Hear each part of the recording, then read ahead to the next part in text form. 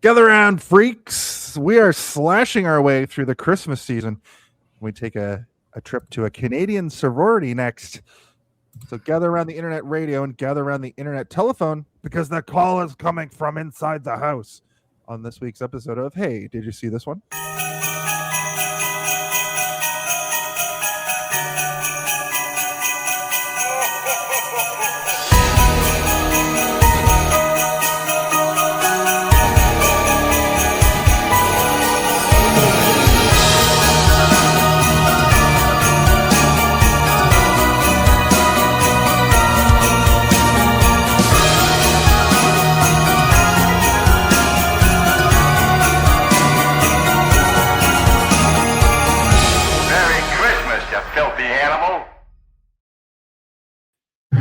Hello and welcome to Hey, did you see this one? The episode 211. It's the weekly reaction review roundtable discussion podcast where we just have to ask the question, hey, did you see this one?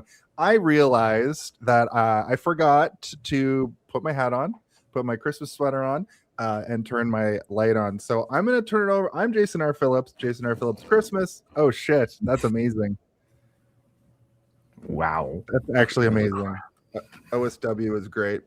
I'm going to go round some of those things up, and Steve's going to tell you what this movie is and what this show is. I'll be back in a sec.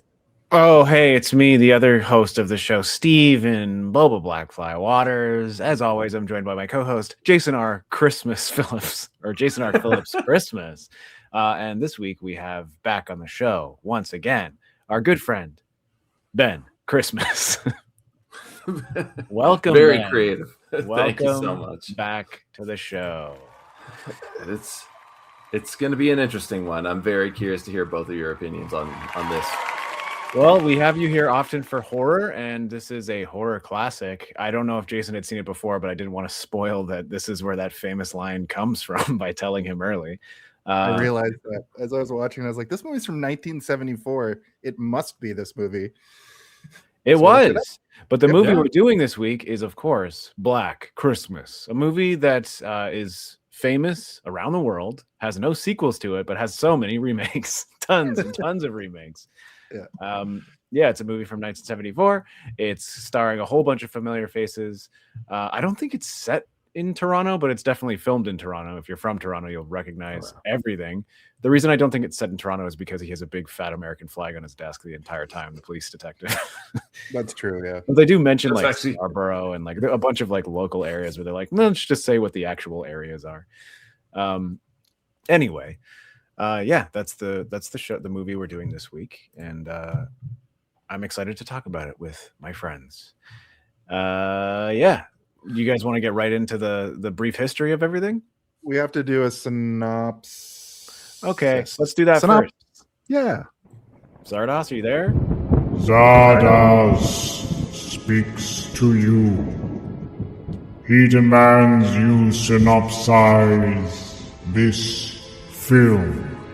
Tell him how, why, who, what occurs in this film. Thank you, Zardoz. I actually reached out to Ben, so we're going to be putting Ben up as sacrifice to Zardoz this week for the brief synopsis. That's fine. Not the first time, not the last time. It's a very simple film when you look at the actual like overlaying plot. It's when you get really deep into it where things get a little interesting. And really, if you're going to logline this movie, it's just a bunch of sorority sisters are terrorized by who they don't know is a killer. They just think is an obscene phone caller. But the twist being that the calls, as we now know, are coming from inside the house. One thing that I think they really could have relayed when advertising this film is how much deeper it actually goes with the characters. But when it comes to this film itself, what did you two think it was when you first started watching it? Well, I've seen this movie before, so it's hard for me. It's kind of hard for me to remember the first time I saw it, but I definitely rewatched it early pandemic times when I was going through my huge horror stint. And it was murky. So I knew what the twist was, but I had forgotten about a lot of the sort of subtext that they're dealing with and the red herrings that are involved and the amount of characters that you're dealing with, all of whom potentially could be suspect besides the initial group of sorority sisters who are around for that initial phone call. Everybody else is potentially a murderer, which is the best way to make a slasher film, in my opinion. Yeah, no, totally. I thought it was Peter the whole movie, hook, line, and sinker. But then there's parts where I'm like, how is he outside and inside the house at the same time? And they hadn't come up with two killers yet at this point, because this movie really reminded me a lot of Scream. Like, clearly Wes Craven was inspired by these old proto slashers, as Ben put it to me. Like how this and Halloween definitely influenced a lot of horror. But I couldn't believe that this one was so like, it just had the same like vibe as Scream. It was interesting to me to see such an old movie kind of. I think for me, it was like, I never suspected Peter until the very end, where I'm like, is it him though? Because like the whole movie, I'm like, they're really trying heavy-handedly to make you think it's him. So I'm like, it can't be him. It can't be the obvious person. Like, why did they show him smashing a piano? Like, because so he's weird. Upset about his unborn baby, Jason. Come on. Yeah. Okay. Fair enough. I'm a cold, heartless bastard. He doesn't want his, so many problems with that character. He really wants a baby. But I mean, when he smashes that piano, I noticed this, which I hadn't noticed before. The musical cues after that sound like somebody rubbing like a fucking rock against the inside of a piano after that. And I was like, oh, that's cool. I didn't notice this the first time I watched this movie, and now I like it more. Interesting. Anyway, which is also like, oh, maybe it is Peter because he's rubbing a rock inside the piano like an unborn baby. And I'm sure we'll get to it later on, but I do have to say, the one thing that really moved me in this film was watching somebody know they are failing at something that means the world to them. Mm-hmm. Note by note. It's devastating. Yeah. And then to be fair, he's terrible at piano. Yeah, well, okay, sure. I really don't thinking then like he might be the killer. Was supposed to be a manifestation of his inner turmoil while he was doing a very important I don't know. I guess that's like his final, whatever you would consider. Is it like what is it called? I don't even know what it's called. Your final performance before they like grade you as a pianist or something. I don't know how it really works in music. It's probably got a name, but it's his final exam or his thesis or whatever. Yeah. I assume you have to like compose an original piece and then perform it for a bunch of experts or whatever. I'm not sure how it would work, but looks like they just listen to you and make sour pusses the whole time, being like, what is this going to do? I guess, well, I mean, we're sort of already talking about it, so why don't we just go right into the brief history? Love it. A brief history. This is the segment of the show where we're going to each talk about our history with the film. It is also the segment of the show where I open a drink. Everybody else can do the same if they'd like, whether it be juice or wine or water. I'm drinking a giant saline drip water. No, I'm having. I had my Christmas party last night, and let's just say I called in sick to work today. My tummy doesn't feel good. Ben, once again, why don't you go ahead and go first and let us know your storied history with Black Christmas? Well, for me, it's a movie that was always on the video shelves, and when I'm consuming as much horror as possible, I just kind of grabbed it and care what time of year it was. Black Christmas, sure, I'd heard as a kid that it's an amazing film. I have seen this movie countless times, and every time I've watched it, I just don't care. Like, it's one of those movies. I was talking about this earlier with a friend, that when you watch a movie and you're so unenthused that you don't even remember the characters' names, that happens to me all the time for movies. Not great. Even when I care about the movies, I still don't. I have a real rough time remembering character names. But I also have a real rough time remembering human beings' names that I interact with on a daily basis. So that might just be my brain. Yeah, you think my last name is actually Christmas? Yeah, I'm like, well, okay, when are we gonna have Ben Christmas back? It's been a while. But it's upon the most recent viewing, realizing that I wanted it to be a mindless slasher, like one of the Halloween films, one of the Friday the 13th films, and it's not what it is. I told Jason, he mentioned before, it's like a North American proto slasher, and it wasn't all about just the killing, it was about the characters within it. So prepping to come on the show made me see this movie in a completely different light, and made me realize that I wanted the movie to be something that it wasn't at that time. So it's very enlightening. What about you two?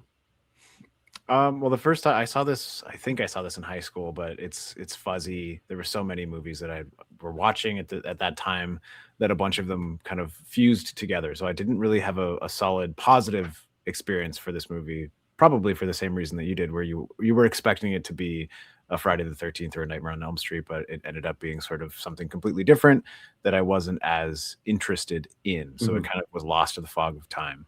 And then I watched it again at the beginning of the pandemic, and I enjoyed it a lot more. I also was watching it with people who are particularly enthusiastic about this movie. So their enthusiasm and their sort of like excitement for it infected me a little bit more. And I did find myself enjoying it a lot more than the first time I'd watched it.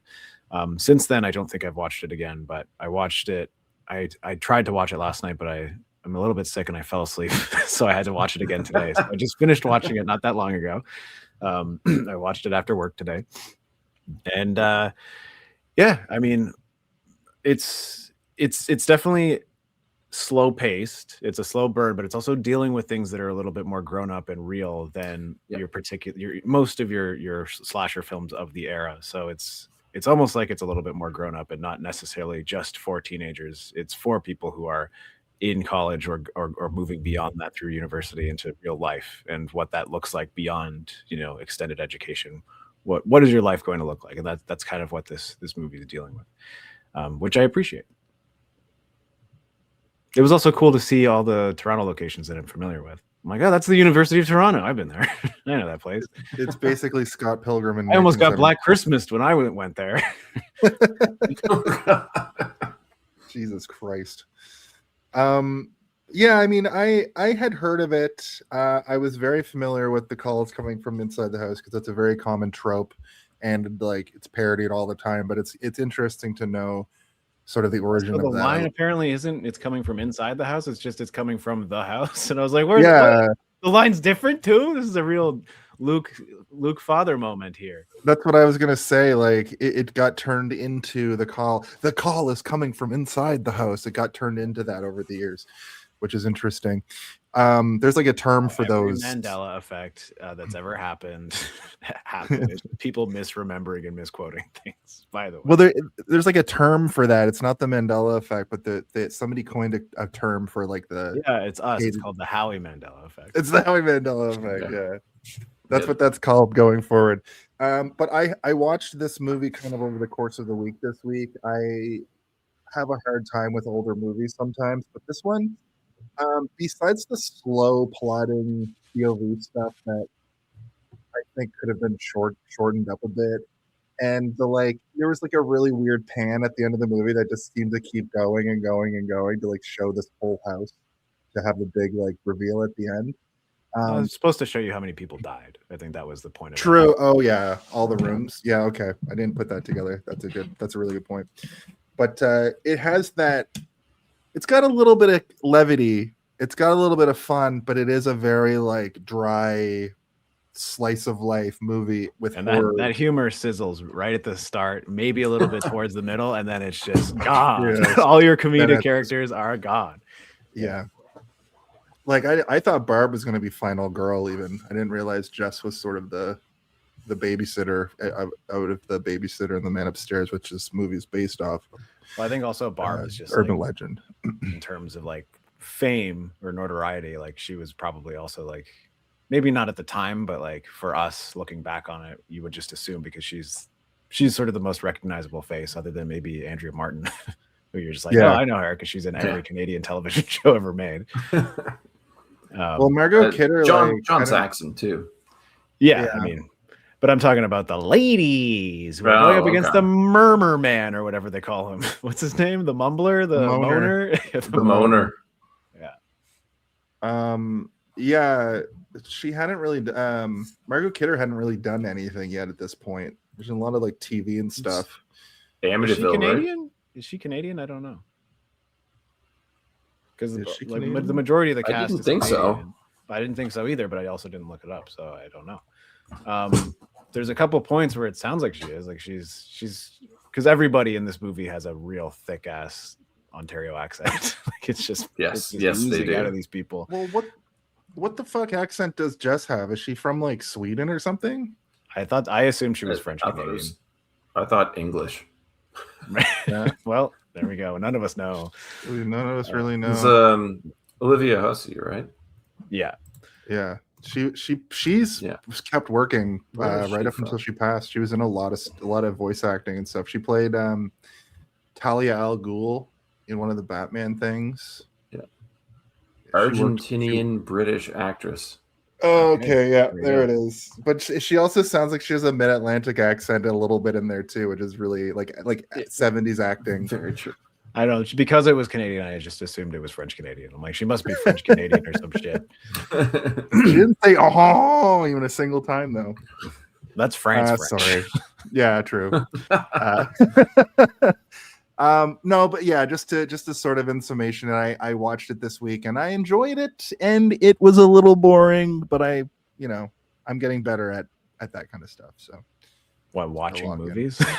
Watching movies, like watching movies and not being like, it's a little bit boring. Well, that's good. Cool. I guess we can move on to production talk since we're already sort of dabbling in it. All right. Quiet on set. Are we rolling? Okay, let's shoot this piece of shit. Sound. Speed. Action! Damn it. I wasn't ready for the cue. My brain's all fried up today. Listen, we got some interesting stuff from this movie. It's based off of an urban legend called The Babysitter and the Man Upstairs, which I mentioned earlier. This is according to Turner Classic Movies. It was directed by Bob Clark and written by Rob Moore, and the script was originally titled Stop Me. And yeah, it was filmed in Toronto, as we kind of already touched on, and the production budget was about $650,000, and its domestic / worldwide gross total was $4 million. So that's why they've remade it a bunch of times. They were like, 1/6 of that budget was to buy and destroy a grand piano. Right. Yeah. So it did pretty well, and I can see why other directors have gone and tried to capture lightning in a bottle, because this movie feels very much like Canada's answer to Halloween. Like, it really feels. Yeah, I mean, it's also like there aren't, especially at this time, there weren't a ton of like Christmas horror movies, and that's a thing that they've been trying to. We talked about it during our Rare Exports episode, where it's like there'll be like a little bubble of all these Christmas horrors that come out, and then the bubble will pop, and then it'll go dead for 5 to 10 years, and then we'll have another one. And we had one in the late 2010s, between like 2016 and 2020, we had a bunch of them. And over the last couple of years, there's been a few, but nothing that has sort of reinvigorated it, I'd say. Also, I'd like to say that I said it's the answer to Halloween. This movie predates Halloween by 4 years, which is there you go. So it's the inspiration for Halloween, is what you're saying. Yeah. Oh, definitely. I have to say that this, for me, feels like Canada's version of the Texas Chainsaw Massacre. Okay. In how bleak it is. And the thing is, like, the release date for this movie in Canada was October 11th, 1974. The release date for Texas Chainsaw Massacre in the States was October 11th, 1974. They came out the same day. In different countries, and they were released. Like, this was released later in the States, closer to Christmas. And Texas Chainsaw was released later in Canada. Releasing a Christmas horror film in October it just seems kind of pointless to me. It's weird, but I mean, I get it because it's like October is spooky month, so I can see why there would probably be some weird, business brains that are like, well, people only see spooky stuff during spooky season. We can't put this during Christmas. It's scary. It's like, but it's a Christmas movie. It's like, but you don't know what you're talking about. Yeah. Well, theater runs were a lot longer back then, and I remember like other movies have come out. Didn't like Batman Returns come out in October, and it's a Christmas kind of a movie, like that sounds right. Yeah, it came out in September, October because it was going to run through Christmas. Nowadays, theater runs are so short that a lot of people decide to release their movies on Christmas to get that like we want people to go to the movies on Christmas Day and see it. Which and that's is the biggest time. Apparently, Christmas Day is like a huge movie-going day. Yeah, I think I've done it one time in my whole life. I went to see Not Another Teen Movie with some friends on Christmas Day, like 20 years ago. It's a lot of families have that as like a tradition. Like they go on Christmas Day to see whatever the movie is, right? Even when I was a kid, I remember like lots of my friends, that was like a thing they would do. And it was just as confusing to me as it seems to be to you, where I'm like, what? Don't you like, I don't know, open your presents and then just hang out all day, or like have to go to some relative's house that you don't actually want to fucking go to? Yeah, that's exactly what open your gifts and take your favorite one and just hide for the rest of the day. Yeah, especially play Majora's Mask for 13 hours straight. Yep. Yeah. Oh man, the year I got I remember the year I got Majora's Mask, I was playing it and I was playing it all day, and then Arjun called. Remember Arjun? You guys know Arjun? Arjun, he's been on the show. And we just sat there, and he also got it. And we just sat there, and we both played Majora's Mask on the phone for like 5 hours together. That was fun. Because that was another thing we used to do. What a beautiful memory I've just remembered. I forgot about that. Was also coming from inside the house. Yeah, Arjun was in my attic the whole time. Yeah. Sitting on the phone with your friends and playing video games because there's no headsets or Discord or anything like that yet. Or did not plug into the internet. Yeah, you weren't playing with each other. You're just also playing video games. Yeah. Yeah. So Bob, what's his name? Bob Clark. He's directed a bunch of stuff, a lot of horror, but he also directed Porky's 2. He directed both of the Baby Genius movies. If you guys love Baby Geniuses, that's his cash cow. But nothing for me at least, nothing that that I'm as familiar with as I am with than I am with this movie. Like out of all of his filmography, this is probably the one that I've seen the most. A Christmas Story? No, that was never a Christmas movie for me. That wasn't one. Good. It was. I hate it that was movie one so much. I also don't like it. I don't know. It's one of those ones that I'm like, yeah, but none of these kids are setting up traps and trying to stop burglars. Like this shit's boring to me. Santa's not even in it. There ain't no Jack Skellington in here. All the cringy shit that happened to him as a kid. That's kind of what this movie's like. All the cringy stuff happening to this sorority. I also understand that A Christmas Story is a beloved movie, and I'm not saying that it's bad. I just personally don't have that connection to it that like a lot of boomers have a really strong connection to it. A lot of Gen Z people have a really strong connection to it from their parents having that strong connection. But for me, it was not one of those movies that my parents would put on to be like, you got to watch this movie. No, so I judge people based off of their like or dislike of A Christmas Story very strongly. I find it weird when people attach like personality traits to it, where I'm like, okay, that's strange. But then I'll sit there and sing "This Is Halloween" in your face at unpleasant volumes. So wrong tune. It's my favorite trope. According to the Black Christmas Wiki, which apparently exists, Warner Brothers briefly retitled the film Silent Night, Evil Night in the US. But they reinstated the original title due to audience recognition.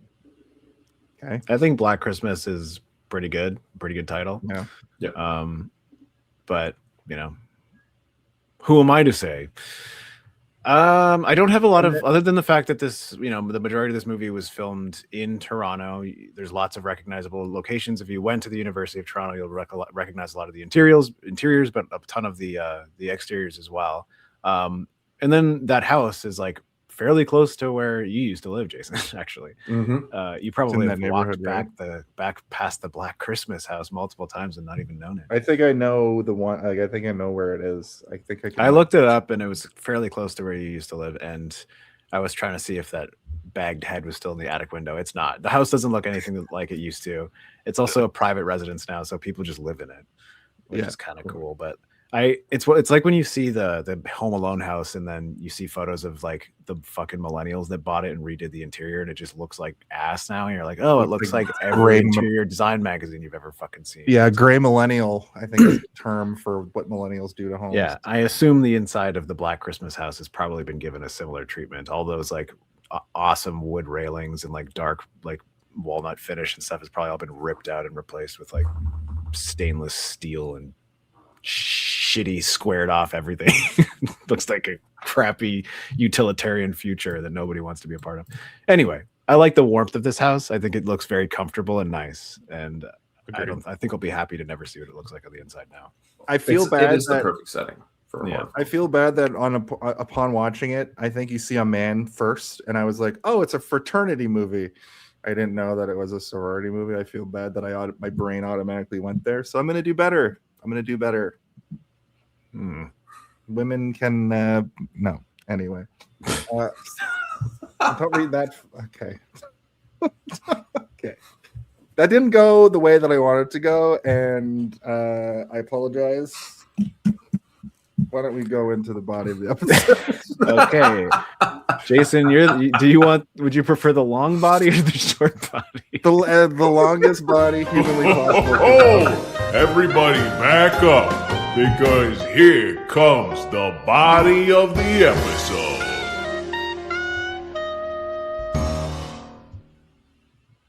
All right. Well, we made it. We made it to the part of the show where we're going to kind of go beat by beat through the movie. It's not a long movie, and it doesn't have a whole lot of content. I was able to still write like 3 pages of notes, but I don't think that's going to be necessary because this movie is kind of broken down into 3 major sections. Basically, the setup, and then when the cops get involved, and then sort of it becomes a slasher film for like an act. But you know, the opening credits, real creepy. It's playing Silent Night over a house, a full credit sequence like they used to do back up until about the 70s, where you just see the full credits right at the start. Also, at the very end of this movie, this has one of my favorite end credits I've ever seen, and it's just the sound of a phone ringing and silence while the credits roll, and there's a police officer standing outside of the frat house at the end, or the sorority house at the end. That was chilling to the bone, because that call is, well, we'll get to that when we get to it. It's some pervert in the attic. I can't believe they never find those 2 bodies. It's insane to me. There was too much going on, too much commotion. They didn't know. Well, it's like they just didn't even like care. They acknowledged a disappearance. We'll get to it, but like acknowledging a disappearance, like a missing person, and then it just like they drop that altogether. Yeah. The police force didn't seem to be all that organized in this movie. No. Not well organized anyway. It seemed to also be like relatively small. I'm not sure where this like town is supposed to be, but it seems like it's more or less like a university town and nothing much more than that. It's Haddonfield. It's the well, they also refer to like Illinois. Yeah, they refer to people as townies and stuff. So I'm like, oh, this isn't supposed to be set in Toronto, because like Toronto, even in the 70s, was a major metropolitan city. So it's like, okay, this is supposed to be some university town where there's the people that live there, and then there's the big school, and most of the people leave during the holiday season. I think Illinois or Massachusetts are 2 potentials, because townies sounds like what Boston people call out of towners. But I mean, even if you went to university in Ontario, that's what, like, if you went to like St. Catharines or something, then you would refer to the people that lived in St. Catharines as the townies. Right. So it's like, I think it's just sort of a universal thing that when you're in a university town, it's sort of that shitty attitude that like people have towards the locals of the residency that you're being educated by. Mm-hmm. Asshole But I mean, they're children. They're supposed to be children, right? They're not. Their brains aren't fully developed yet. I looked it up because Andrea Martin looks so different in this. She looks in this movie. She looks like she could be related to Harold Ramis, and she doesn't. I don't know what happened. Like not in a bad way. I don't mean that as The hair, yeah. I just mean like the way her face looks. I also had a friend when I was a kid, and his mom looked like Andrea Martin, and this brought me back. It was interesting. But I looked up how old she was in this movie because she looks so young, and she's somehow like 27 in this. Maybe I kind of figured as much. Maybe she lived a life of clean living. Did That means that when she was on SCTV, she was in her 40s. I don't think that's true. I think everyone on SCTV looked pretty old, except for Candy. Except for, well, yeah, but It's also, the soft lighting. It's the soft focus and soft lighting of the. Martin Short looked like a perpetual baby man until he started getting crow's feet in the early 2000s. Yeah. Did either of you look into who was originally supposed to play the character? No. Gilda Radner. Oh, was she still alive at this point? Yeah. Yeah, it's like some like scheduling thing fell through, and I was curious to know if either of you thought that like Andrea Martin actually turned out to play the role in a much better way than Radner could have, because I think it was a happy, not accident, but rescheduling. I think having Margot Kidder and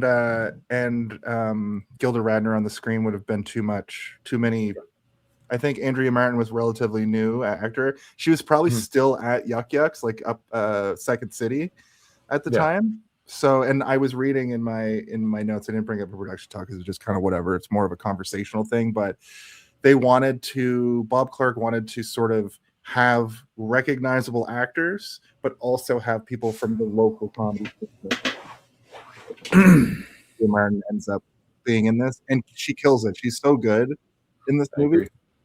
She's like, I don't know. She's always captivating in anything she does, and she always has been. She's just such a good presence. But you know, when you take a comedic actor and have them do serious roles, I feel like comedic actors can nail serious in a different way than a hard serious actor can. And I've always said this is why Jordan Peele makes great movies. They said that you have to get into somebody's head differently as a comedian than you do as a dramatic actor. So I think that's part of why she was so good in this. And why I think she was a better choice in this is because you've got these characters like Jess and Barb and Claire, who are all so very different, but Phyllis is like the glue between all of them that actually makes the rest of the cast feel like they actually are a sisterhood and a family. And I don't think Radner could have done that. If Mrs. Math is the house mom, Phil is like the house aunt. Yeah, perfect. Yeah, you nailed it. Yeah. I think that's where casting, that's probably like the strongest casting in this film for me. I just couldn't believe I didn't mean it like that. Come on. She does have the hair though.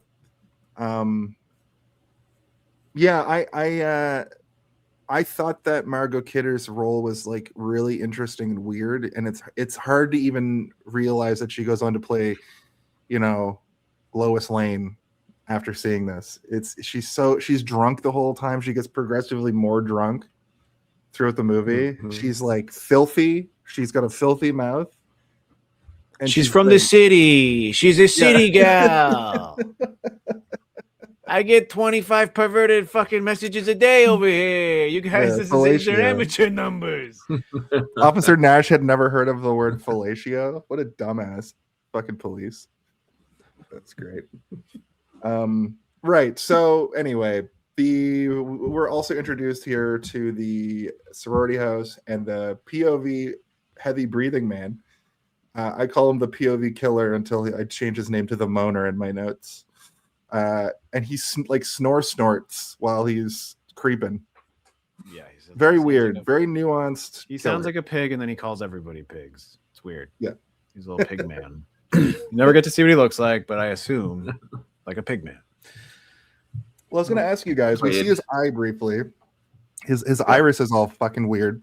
Well, that's when I was like, oh, it's not Peter, because Peter has like crazy intense blue eyes, and then this guy has like those weird like gray, almost gray brown eyes. But it looked like red in the version I saw. Yeah, he looks almost like Darth Maul. He's got Darth Maul eyes. Right? Yeah. But assuming he looks like a normal man, I was going to say that I think he just looks almost exactly like Peter, because in universe, his silhouette was unmistakable from Peter's to the point that just thought when he came through the window. And it's so funny too, because Peter's just going like, hey, I'm here to help you. And why didn't you answer me when I called? And it's also like, but Peter, the last time you talked to me was on the phone and you were weeping hysterically. Yeah. So I'm kind of, even if you're not the murderer, I'm a little bit creeped out by you right now. Weary of the Billy Loomis effect. Yeah. But I really have to say, like, I loved the intro of like Billy approaching the house and he's just trying to find a way in. And you see him like walk up the front and then back away. And then Barb comes down and she's like, who left the door open? Like he almost walked in the front door. Yeah. Yeah. And like what would happen? And then he just climbs up the lattice work, the trestle into the attic. I'm thinking, for a movie I've seen countless times that I've never really enjoyed, I'm already engaged. And then it goes into meeting all of the girls inside. And I'm thinking this viewing could change my opinion on a movie I've trounced repeatedly. It's always nice when that happens. It is. It's the worst when it's a movie that you think you've always liked and you watch and you're like, oh, damn, this movie actually kind of blows ass. But I felt that way doing Stay Tuned twice in the same week when we did it for our show, and then I was on Ben's show like the same week, and I was like, this movie's kind of rough and like kind of unfunny, and I should have kept it in my like, when you have a memory of something like kind of what you're describing, Steve, like keep it in the past, and then the image in your mind can never be destroyed. Yeah. Sometimes things are not worth revisiting. Sometimes dead is better. Yeah. Barb's on the phone with the POV man is stalking. I thought it was funny that she calls her mom a gold-plated whore. Yeah, I'm gonna call my mom that this Christmas, I think, and see what happens. Just having too much wine. You he says some out of pocket shit. Mom, you are absolutely a genuine gold-plated whore. More brandy? Yeah. And they get a call from the moaner here. Also, I think it's the moaner on the phone again. Yeah, it's the Mona. The phone call that Barb is having is like a disappointing phone call where her mom is basically brushing her off for the holidays and being like, I'm going to go hang out with some fucking wiener man and you can go do your own thing. Merry Christmas. Wiener man. Bye. Which is a classic not horror trope, but holiday movie trope where it's like, oh, this is a shitty family dynamic where your mom cares so little about you and your feelings that holidays like Christmas don't actually matter. Or like Home Alone, where they just forget about you altogether. Yeah, they forget you exist. Yeah. Yeah, and then the boner moaner man calls up on the phone, and the boner moaner man. He moans into the phone. The boner moaner moans on the phone, and everybody gathers around, and they all have a nice long chuckle at him. They call him a pervert, and then he says, "I'm going to kill you," and then hangs up the phone. And that seems to shake them a little bit, at least. Like she's like, "Oh, of all the boner calls I've ever got, I've never been threatened like that before." I liked how plainly he says it too. I'm going to kill you. Yeah. I love that shot actually, because the camera slowly pans from face to face to face as they're all hearing this, and we were led to believe that they've heard this numerous times, but for some reason they're all huddled around the phone this one time, the receiver, and it seems like it's actually affecting them all slightly more than it did previously. And then you end on that super clean, "I'm going to kill you." And that's it. And it's pretty great filmmaking. Mm-hmm. Also like it's almost like indecipherable what he's saying a lot of the time. Like it's unaudible where you just can't understand a lot without subtitles, I don't know if I would have been able to fully decipher all of the words that are coming out of his mouth, especially because he's switching voices and doing all this weird piggy noises and stuff, and just making like sloppy sounds and grunting pig sounds. And you're like, okay. The phone calls are genuinely pretty disturbing for the most part. Like by the end, I'm like, all right, I've heard enough of these. I don't want to hear another one. But they're 70s horror scary, where like things are so garbled and off-putting, and the technology is so poor. Not necessarily the filmmaking, but like in the world that they live in, that it's got that sort of like grunge, like old world things where everything is like, it's just before like the gloss of the 90s come in and refinish everything, like in the mid to late 80s and early 90s, like malls and stuff all looked the exact same way that they did when they were built in the early 70s. This is like right in the middle of that. Yep. No, I agree completely. Everything looks like it smells like cigarettes. You're like, I just smell that room. This house reeks of cigarettes. You can just tell.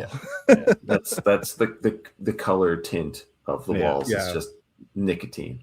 They smoked around the camera too much too, and like the tint of the camera makes everything look smoky and cigarette colored. I don't know if this is something you wanted to touch on later on, but as we're talking about how interesting this movie is and how engaging it is so far, I can't help but ignore certain elements of the movie to just kind of take away from that. Like, why is there a phone in the attic? Why is it a different number? And how does he have the phone number for the sorority house? So, I mean, for me, the way I understood it is that he wasn't making the calls from the attic. He was making the calls from the house mother's room. Like he would sneak down and go into her room and make the calls from there, because she has her own private phone line, because she just wants to have her own phone line. Because she's like, I'm not one of the sorority sisters. If people need to reach me directly, I'll have my own phone line. So that made sense to me. How he has their phone number, I don't know. He probably the same way that he knew to go into this house, unless he was just walking by, right? I guess I misinterpreted that, because I thought I saw him hang up the phone with the attic window in the foreground.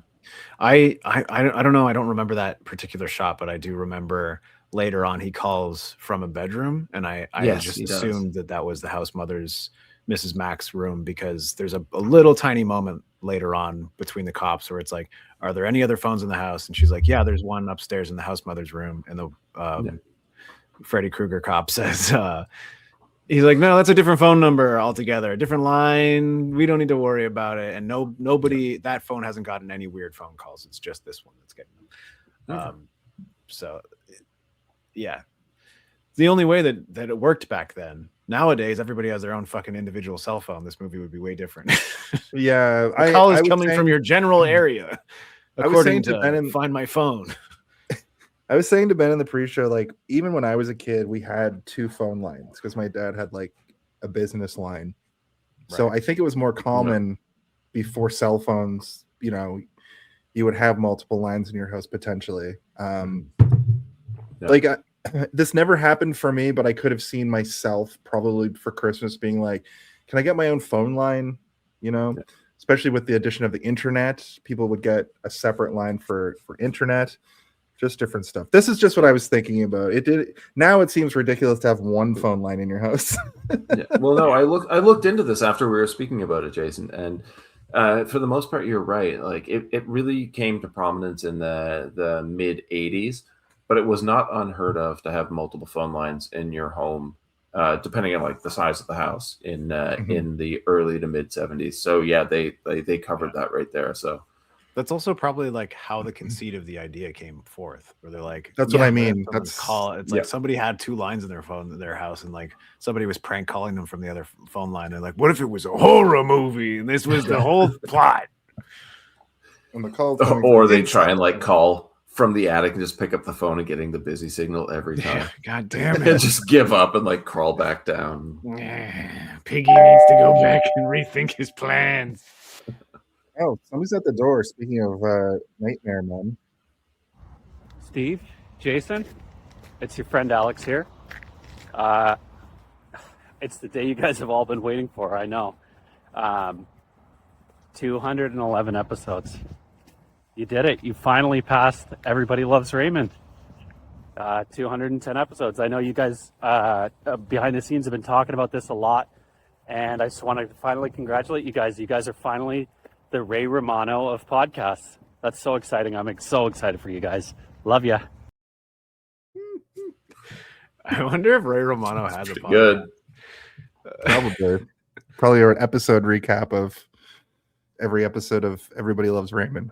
This episode, my wife gets mad at me again, and my father-in-law is an asshole, and Brad comes over and he says, "Ray."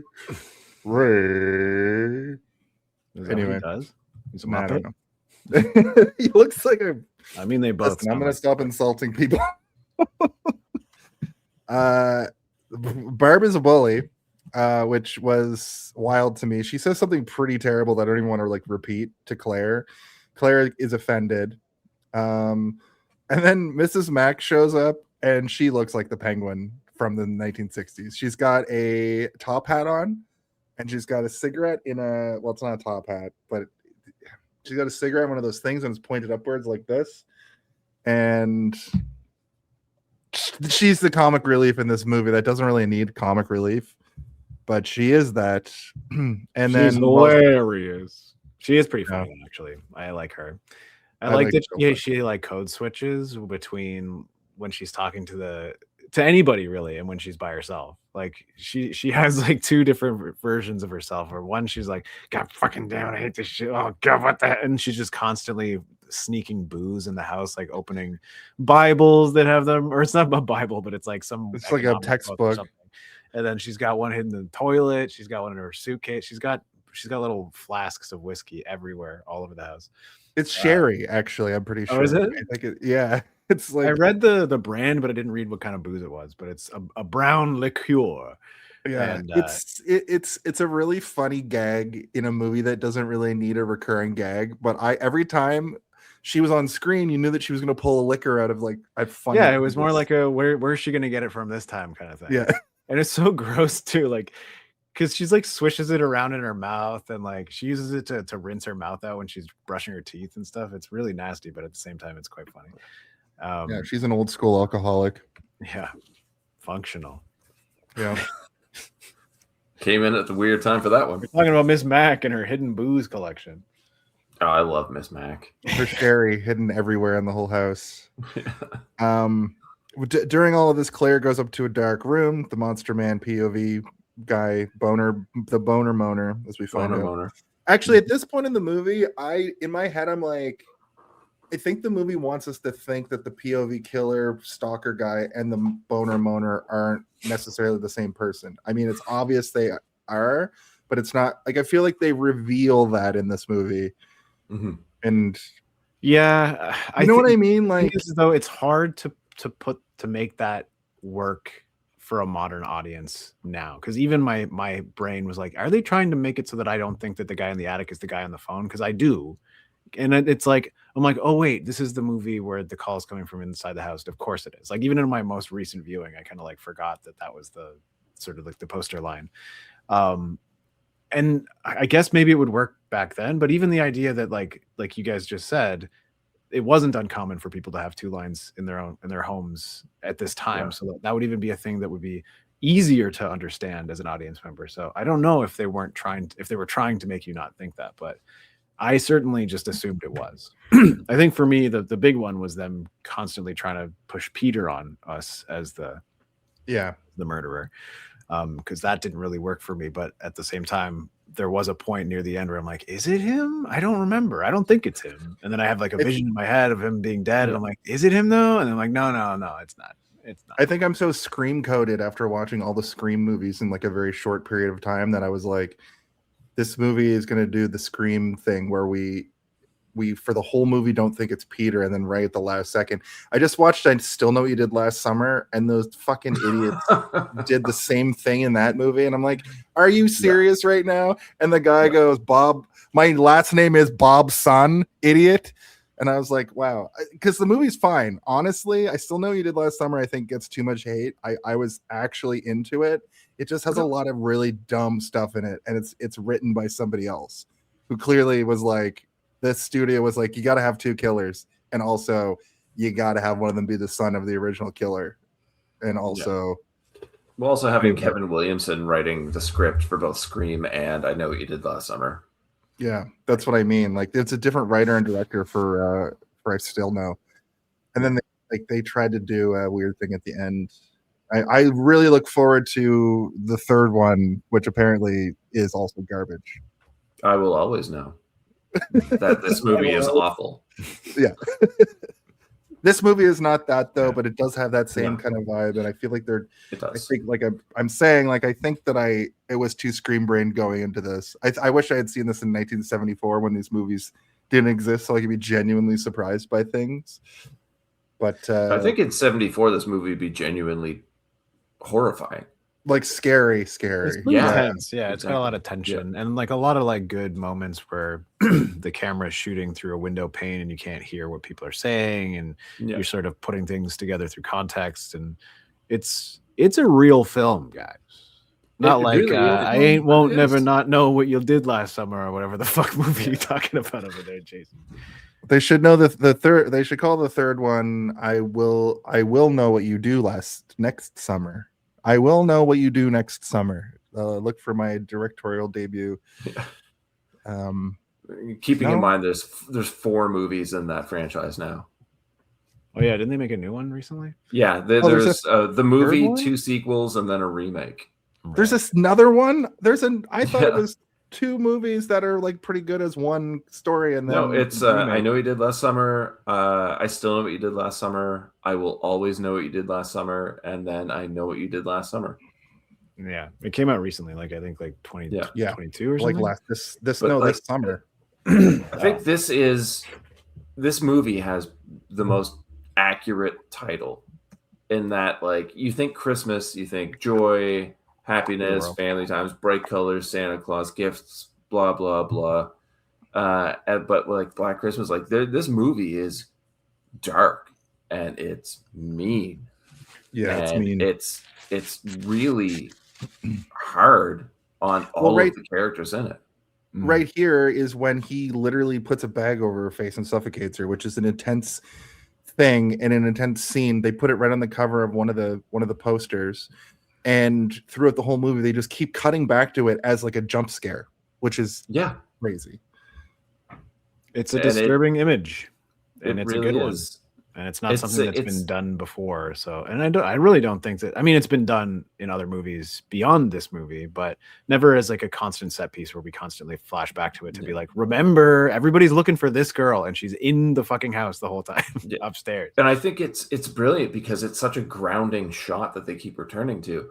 Because no matter how the story progresses, it's like, remember, this is where we are, and it sets you back, and then you're trying to build up from that. And it's always like if you felt like you were drowning underneath all this dread and you're finally about to break the surface of it, they show you that and it just drags you right back down, and they have to fight to get back up again. It's brilliant filmmaking. It's also like one of those things where, you know, in a lot of movies like this, the safety comes from fortification, or like as soon as you get home, you're safe. Whereas here, the most safe the characters always feel is when they're as far away from that house as possible. Anytime they're in the house, you feel the danger ramping up, which is a nice little turn. It's like usually you're like, okay, they're locked inside, the doors are locked, they're safe. And it's like, no, don't lock the doors. It's gonna make it harder for you to get out later. He's in there. Yeah, home is the most dangerous place you could be. Yeah, that should be the tagline on the poster. Like, you get Bob Clark on the phone. Is he still alive? I don't know. Home is where the 45. Dark is.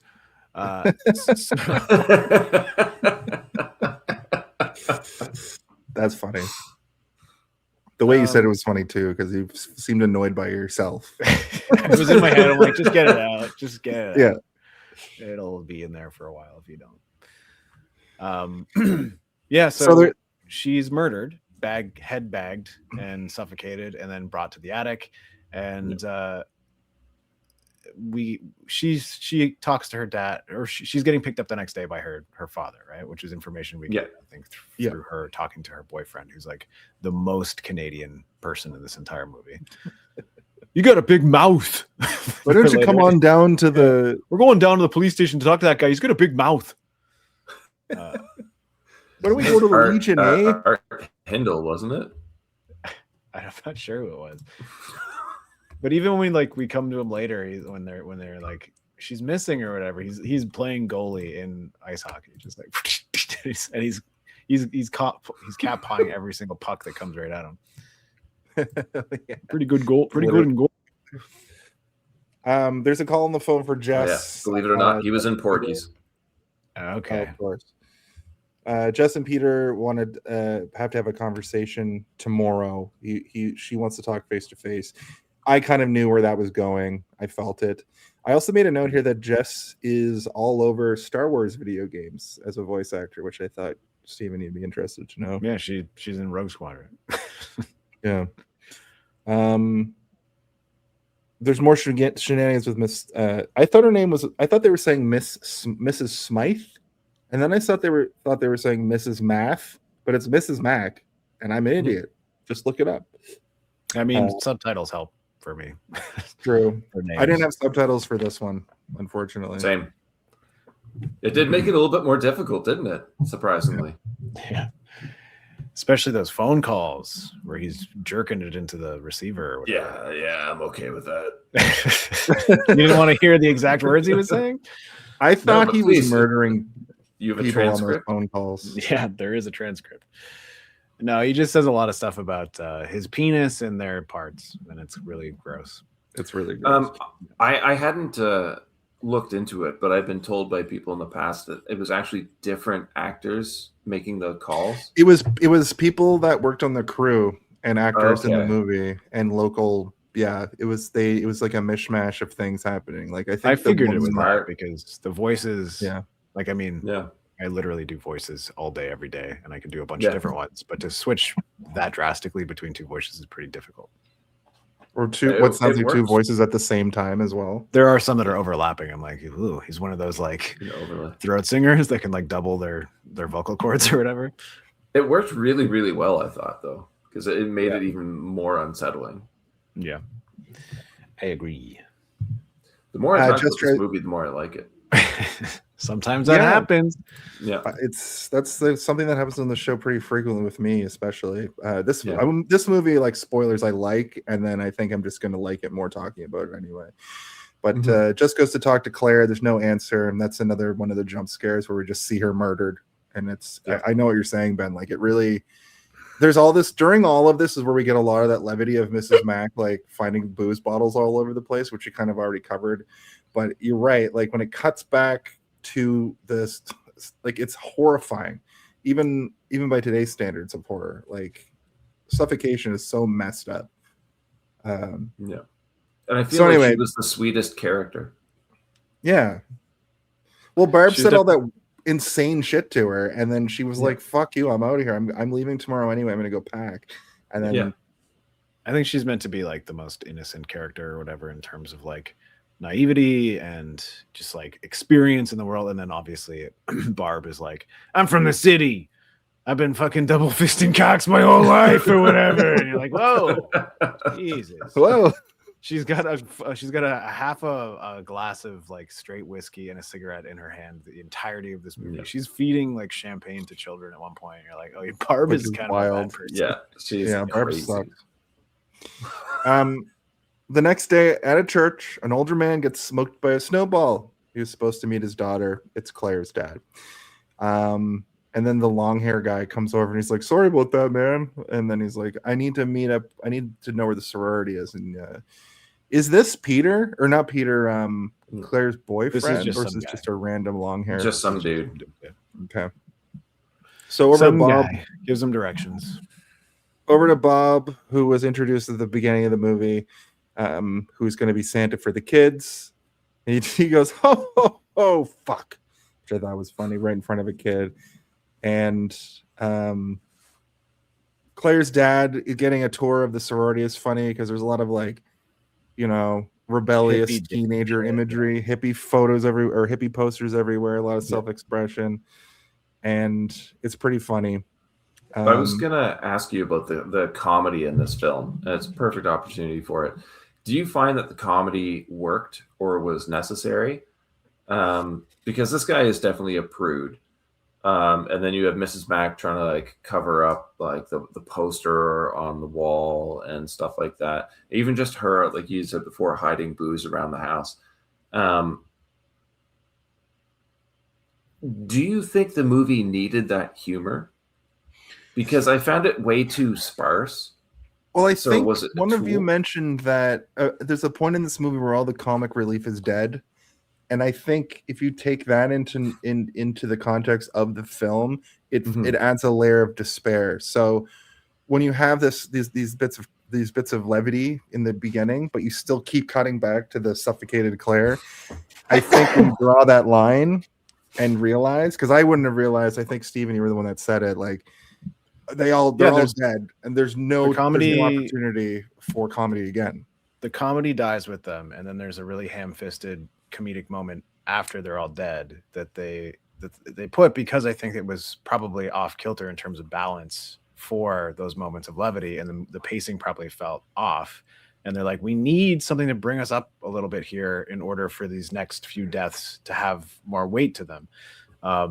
I do think it's important, because if it was just dreary and dredge the entire time, I don't know if the sequential death of these characters would be as impactful, because you need to have that sort of like out of sync balance of your emotions in order to have things land properly. So the one I'm talking about is like after Mrs. Mack dies, we then have not really much humor left within the movie, especially after the drunk character Barb dies as well. It's almost completely gone at that point. So there's this one random moment where these two street watch guys, the people that are on patrol looking for the killer, show up at the house, and they're just like, I don't know, like a weird like comedy duo where they're really trying to be like, oh yeah, so before you close it, and then they're like fast talking, bumbling locals or whatever, and they're meant to be like ugly old men, and then they like laugh like, oh man, they're so brutally ugly, fuck. I'd rather be stabbed to death than have to talk to those two guys again. That's not what they say, but it's along those lines. And then mostly they're there to say like, make sure you lock all of your doors and windows. So I think that it's implied that they then go lock all the doors and windows, which makes it harder for them to escape later. But anyway, to answer your question, I think that in a movie like this, yeah, you do need it. And I kind of appreciated it. And it added a little bit more layering to certain characters, especially someone like Mrs. Mack, whose role was really not necessary. I didn't even know that these types of roles existed in sorority houses, if they even did or do. I don't know. The host mother is kind of like their guardian that can. But usually it's an older student, not an actual elderly woman. Oh, okay. I didn't know that. Yeah, it's usually like you'll be like the sorority sister who's graduating soon will be the person who's in charge of the house, not like some lady. Unless it's like her house. Feels like. That's what feels like? That's what Phyllis kind of feels like. Like, oh yeah, she seems like she might be the older student or whatever. Yeah, she also just seems like the most grounded and reasonable person. Like she still has a sense of humor and stuff and laughs at things, but she's not really the one ribbing everybody. She knows when to bring people down to like a modest level when they're getting too emotional. But yeah, Mrs. Mack is genuinely just there for comedic relief. There's not really any other purpose for her, I think, other than to find her booze bottles and to have those weird moments of like her switching from being like a fluttery, like, oh, you're so sweet, to like, I just need a goddamn drink. Where's my fucking cat? I can't find my cat anywhere. And also to have the second most brutal death in the movie, fucking hook through the head. Yeah. So the dad doesn't want Claire drinking, cavorting with boys. Mrs. Mack says she's probably at the frat house. Mac mocks him. Boys. Mac mocks him in the mirror and drinks some more sherry, rants about what's expected of her, and then she goes to find the cat. Claire's dad catches her calling the cat a prick, which was really funny, and he's disappointed, but she gives him the finger behind his back. We also see Claire's body still in the room, once again cutting back to it. Then there's the scene with Jess telling Peter that she's pregnant, but she doesn't want it. She wants to have an abortion, which is I didn't expect that to be like a plot point in a movie this old, because people didn't really get abortions and it wasn't really talked about like this, like pretty openly. But he's like, you can't make a decision like this without me. And I laughed out loud, like, come on, man. And Peter's pissed off and tells her to leave. I think this is probably, for me, the more interesting stuff in the movie is this relationship between these two, and the dilemma that they have, because there isn't really much other story going on. You had a little bit of story with Barb at the beginning where her mom clearly doesn't give a shit about her.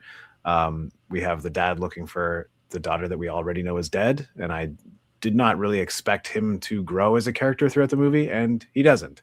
So as soon as they drop this, I'm like, oh, okay, so this is probably what we're going to be dealing with in terms of like controversy for this character, Jess, and that means I've finally been able to zero in on who our main character is. This is the main character. Okay, thank you, movie.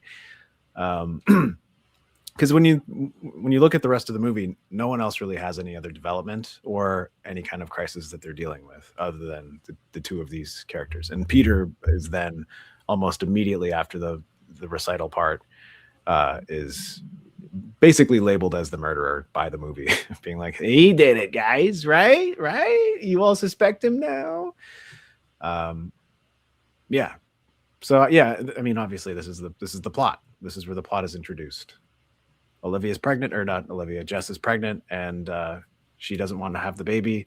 Peter does, and it leads to turmoil and a lot for Peter. And for her, it's more so just like she's grappling with the fact that she's like pretty hard set and like, no, like, sorry, I'm not doing this.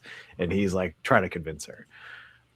Poorly, I might add. He's not really making any good arguments. He's just yelling at her that he wants it and that she can't do that. I want to start a family. Yeah, well, there's a pretty poignant scene with that coming up too. But at this point, there's another call to sorority. It's the Moaner again. Asks for Billy. It's very freaky. So the girls go to. Wait, you telling me Moaner the Boner phones her? The Moaner the Boner phones her on the bone phone while he moans. Mm-hmm. The girls go to the police about Claire and sort of about the Moaner. It seems like they've also like told these police about the Moaner and they just don't really care. The police tells them that most of the time that girls are missing, they're just up at a cabin with their boyfriend, which is so dismissive. And then back at the house, Jess tells Mrs. Mack about the call. At the police station, this movie does that thing where they kind of just go back and forth between scenes, which is always kind of hard to explain, but I'll do my best. Police asks for the number. Barb says it's fellatio 20880. And he looks freaked out. And the only reason he's freaked out is because he doesn't know how to spell fellatio. He doesn't know what the word means also. It's an Italian word. Yeah. There's the hockey rink segment. Well, we also learn another important piece of information, which is that there's also a 13-year-old girl that has gone missing in the town, and the mother is there and she's distraught. And this adds another layer to the mystery. Is there a murderer on the loose? There's two people missing in the same day. Spoiler alert, this girl is murdered and found in the lake, I think. And I guess it's supposed to have also been him. I assumed that when he was talking about the baby, he was referring to this girl that he killed, but I don't know. So I kind of had a bit of a theory. One of the early phone calls was him actually killing this guy. Yeah. And I don't know if they ever say her name, but he talks about a girl named Agnes. I think that's a song. That's he's singing a song, and that's like Agnes is in the song. Okay. But yeah, I don't think the little girl's name was Agnes. They say her name earlier. The mom does when they're at the police station, but I can't remember what it was. Mrs. Quaife is the name of the mom. Yeah, I think you're right. I think he was killing her. I think every time he's making a call, it's either right after he's murdered somebody or while he's in the midst of murdering somebody. Mm-hmm. It's kind of inconsistent, but I think that's sort of what they're going for. But yeah, we know that he has murdered somebody before arriving at this house where he's decided to murder everybody inside, and he's just going to stay in there until he gets the job done, I guess. Yeah, this movie genre bends into psychological thriller a little bit sometimes, or at least psychological horror, where you kind of get lulled into these false senses of comfort with the comedy, and then you'll get, hard cut to a murdered person or a weird phone call that is too horror or like horrific to really even analyze. And I think that's Jess's problem. That's why she can't keep these calls going once they tap the phone, because it's like, she even says, like, these are pretty traumatic for me to sit through. This is pretty terrible. But yeah, you need to keep him on the line longer. Yeah. Well, this guy runs around. Yeah, a giant like server farm of like phone connections. I have absolutely no idea how any of that works, but I'm like, okay, just trust the movie. I'm not going to question. I love that. I love that, because the whole thing about staying on the line long enough too hadn't been around long enough for it to be a trope yet. Right. So like I was immediately sold on that. Like I believe that. And then you see him running through this weird engineering nightmare. Yeah, it looks like he's in the bottom of like the Titanic or something. It's like, Exactly. what is he looking for? I guess he's looking for one of them that's active. I don't know how it works. But the thing is, if you believe this, it's so much easier to believe that. Absolutely. And I have no problem with believing it. I'm like, oh, you literally have to run around looking for the exact one, and that's why it takes time. Because in other movies, they're like, we need you to stay on the phone for 2 minutes because that's how long it takes us to trace the call. And then in like other movies, it's just them like a line moving across the computer. Exactly. You're like, okay, I guess that's how that works. But this guy was almost doing like a pratfall. Yeah, like he's like sprinting around and like sliding, like, oh fuck, is that it? I don't know. It was great. Yeah, I liked it.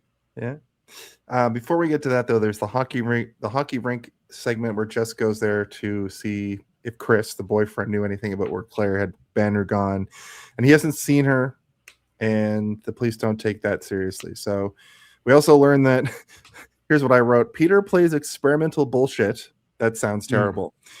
It's probably going to end up the background track for a killing spree later, which is interesting that I said that in my notes, because you said after he destroys the piano, the stings are kind of like piano sounds. Yeah, they sound like the interior of the piano when he's smashing it, is what I'm saying. What I said. But I think that like he probably had another piece prepared for those people that he was going to play, and this is probably some other piece that he was working on in secret that he was like, I'm going to play this one because he's so fucked up from finding out that his potential baby is going to be aborted, that he's now playing this other thing that means something different to him. And it's like, I think it's supposed to be like this sort of like implosion within himself where he's like, I'm not going to play the piece that I've been working on and practicing for 4 days. I'm going to play this other piece. Yeah, there's no way for me to prove that, but that's what I'm like. It's probably just supposed to be representative of like the crazy emotions he's going through. Well, no, I think you've got something there, because it is experimental. And let me know if this sounds absolutely ridiculous, but he is so sure of himself as a father without having any experience. Yeah, he is very much, we're having this baby. I don't care what you say. Everything is going to be fine. And then you get the recital or his audition or whatever it is, where he's so sure of it. He's been doing it for days. He hasn't slept in, what he said, 3 nights. So like, he's so committed. He's got this nailed. He thinks that he is incredibly capable of doing whatever he wants. And he's falling apart, not just mentally, but in his actual performance.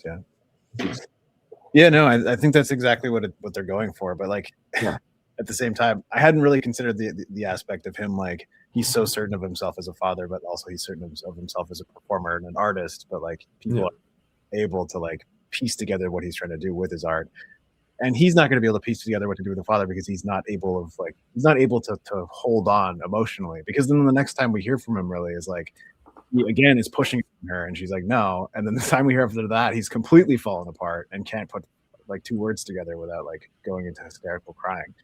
So something tells me he's not going to be a great dad. He can't take breaks between his feverish manic piano sessions while he's practicing for days on end, sleeping. Well, I think this is the perfect example of how hopeless everything in this movie is.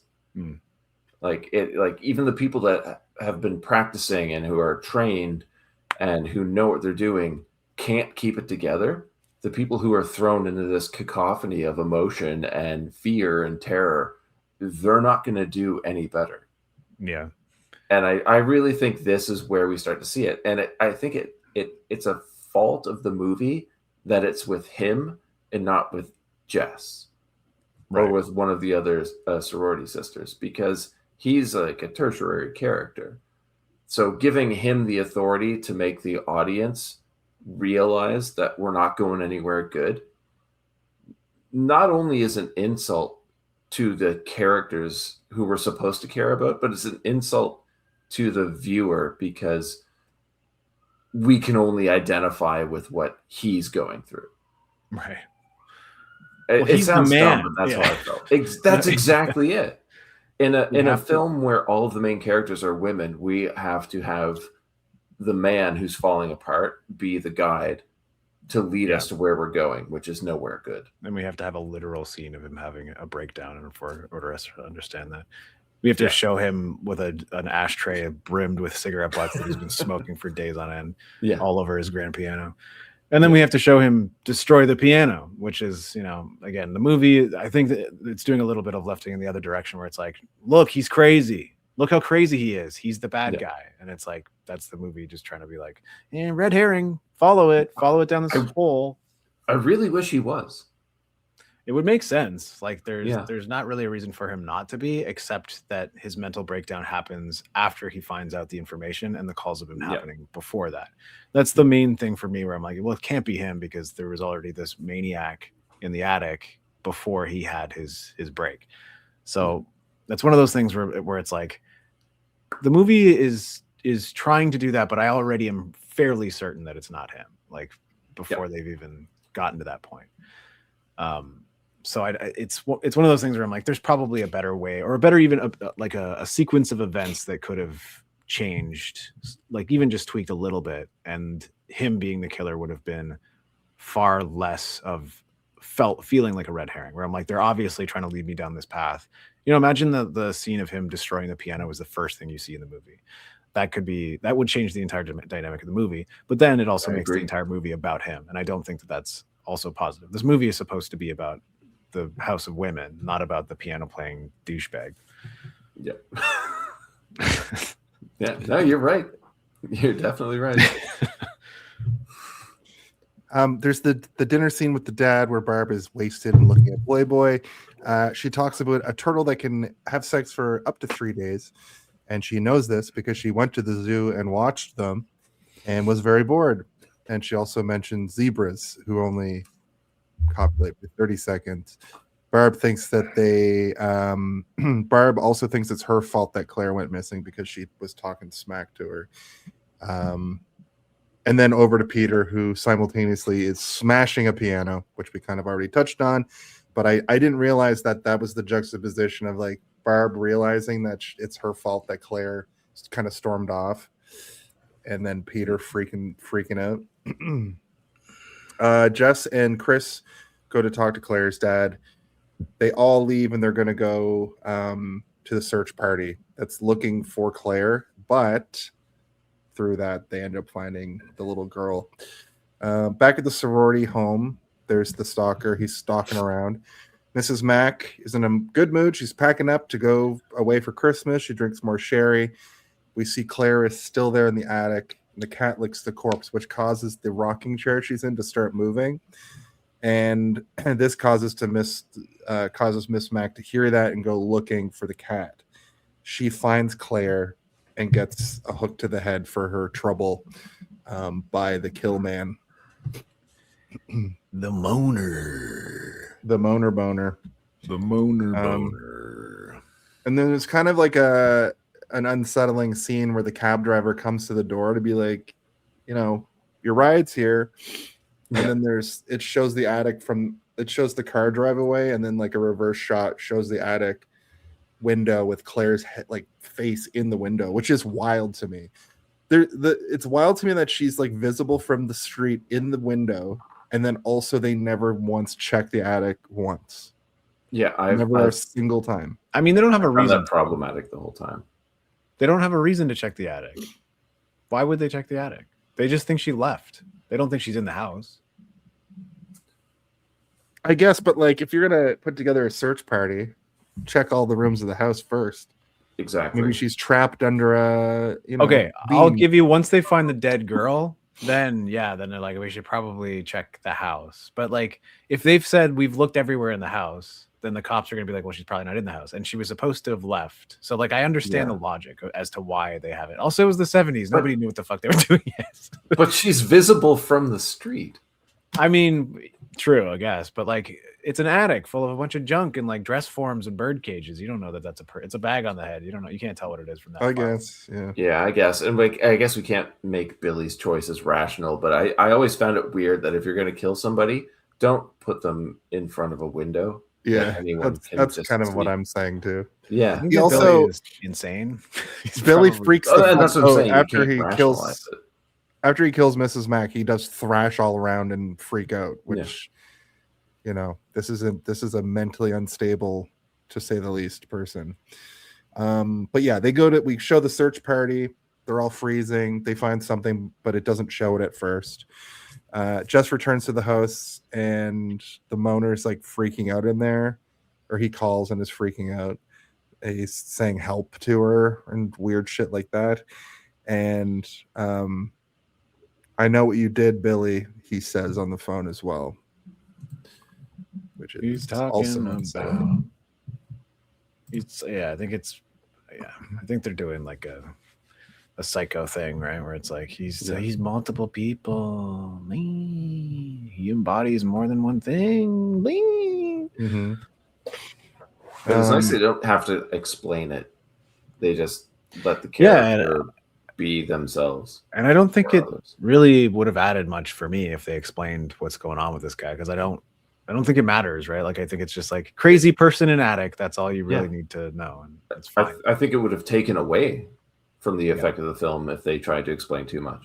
Absolutely, and I think, and especially because the movie is more so about Jess and what she's going through and her weirdo boyfriend.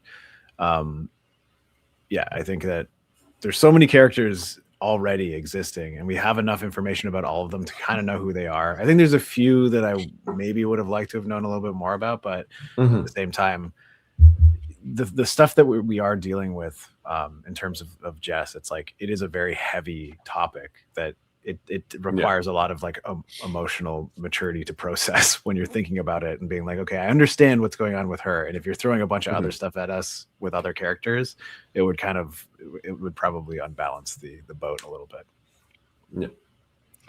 Yeah. Jess calls the police about the calls, and this is where I wrote, "Oh, is Peter not the lurker?" But yeah, like the lurker is like lurking around the house. We get his POV shots. It'll be like something happening, and then cut to him doing a POV shot, and then cut to like the next thing happening, like several times throughout the film. I was trying to figure out which lens they were using for those POV shots, because they're kind of good. Like it almost felt like a very mild fisheye lens, or like an anamorphic lens or something. Like I wasn't entirely certain what they were using, but it didn't seem like it was what they were using for the rest of the shots. But I liked the way it looked. Yeah, definitely better than Tammy and the T-Rex, which I haven't seen yet, and we cover next week. Yep. Timelines. Sure. We find out from the police side, who is getting the call from Jess, that the park. Oh, sorry. Let me just rephrase that in a sentence that makes sense, because I don't know what the fuck that was. We find out it was a kid in the park, and it was the kid that was missing. And Jess relays this info to Peter. Peter says he's leaving the conservatory. He wants to marry Jess. Jess reminds him about him wanting to be a famous concert pianist. It's his greatest dream. And she also has dreams, because she seems like the type to be like, she wants to like finish university and have a career. Like she feels very like, it's a very contemporary modern woman.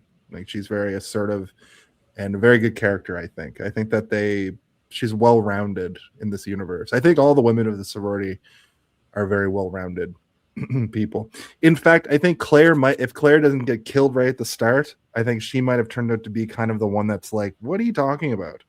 She seems, Yeah, maybe. I don't know. I feel like most of them are just kind of, they seem like paper cutouts to me. Like they don't have any dimension to them other than like, I'm from New York and I got a potty mouth and I'm drunk all the time. Like that's not really a well-rounded character to me. But I think Barb is much more of an interesting character than Jess. I think if you take the baby storyline away from Jess, she's one of the most uninteresting characters in the entire film.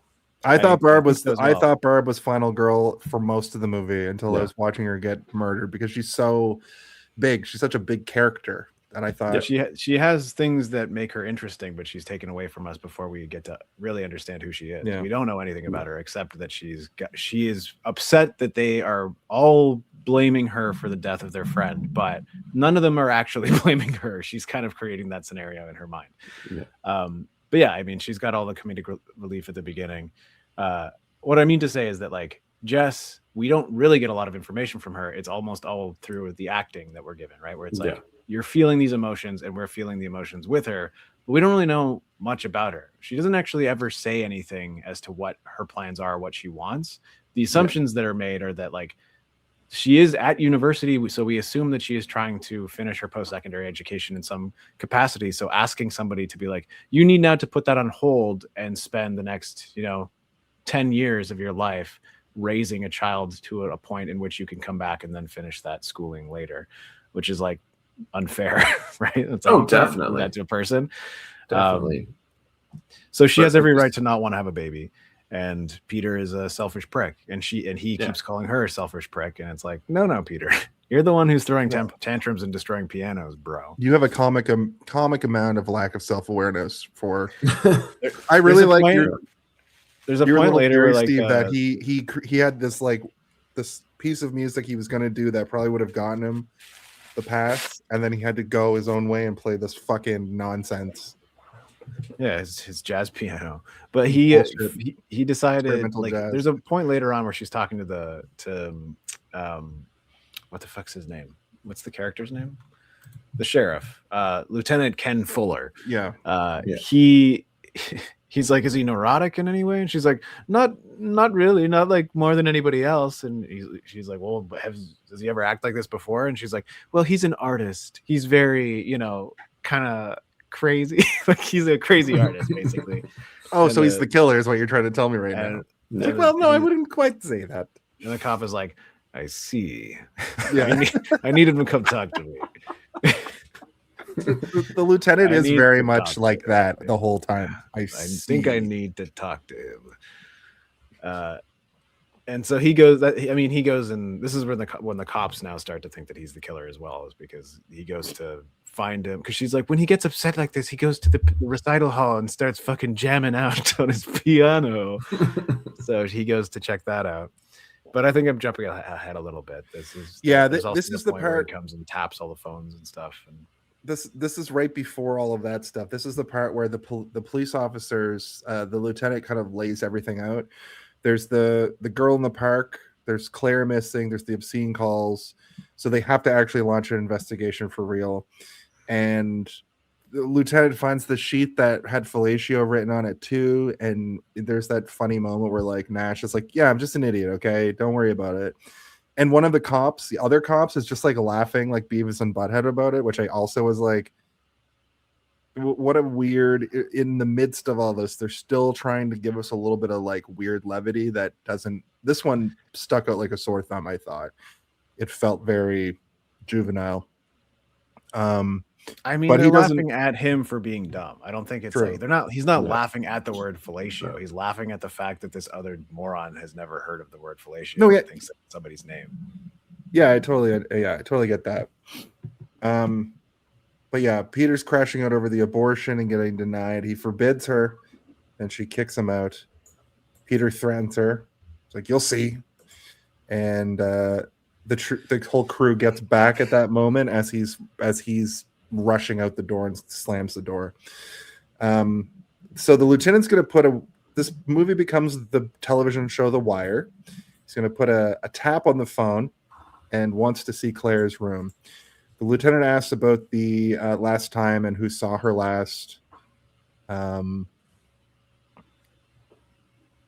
Basically, the wiretap guy is there setting up, and there's a guy in the car outside monitoring. They've got a police monitor. Peter's also lurking outside, and then they also show the lurker. So this is where I was like, how are they the same guy? They're not. Yeah. No.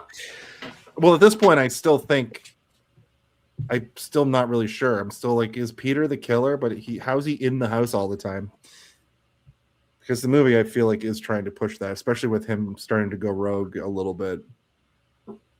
It is weird. It's I was getting to a point where I'm like, is there going to be a part where Peter and the killer have to face off? And I'm like, I hate this Peter guy, but maybe he'll finally make like a true heroic sacrifice and not be a dweeb who's trying to push around his significant other, who she is now like, I don't want to marry you. You're fucking crazy and you're an asshole and you're trying to force me to have a baby.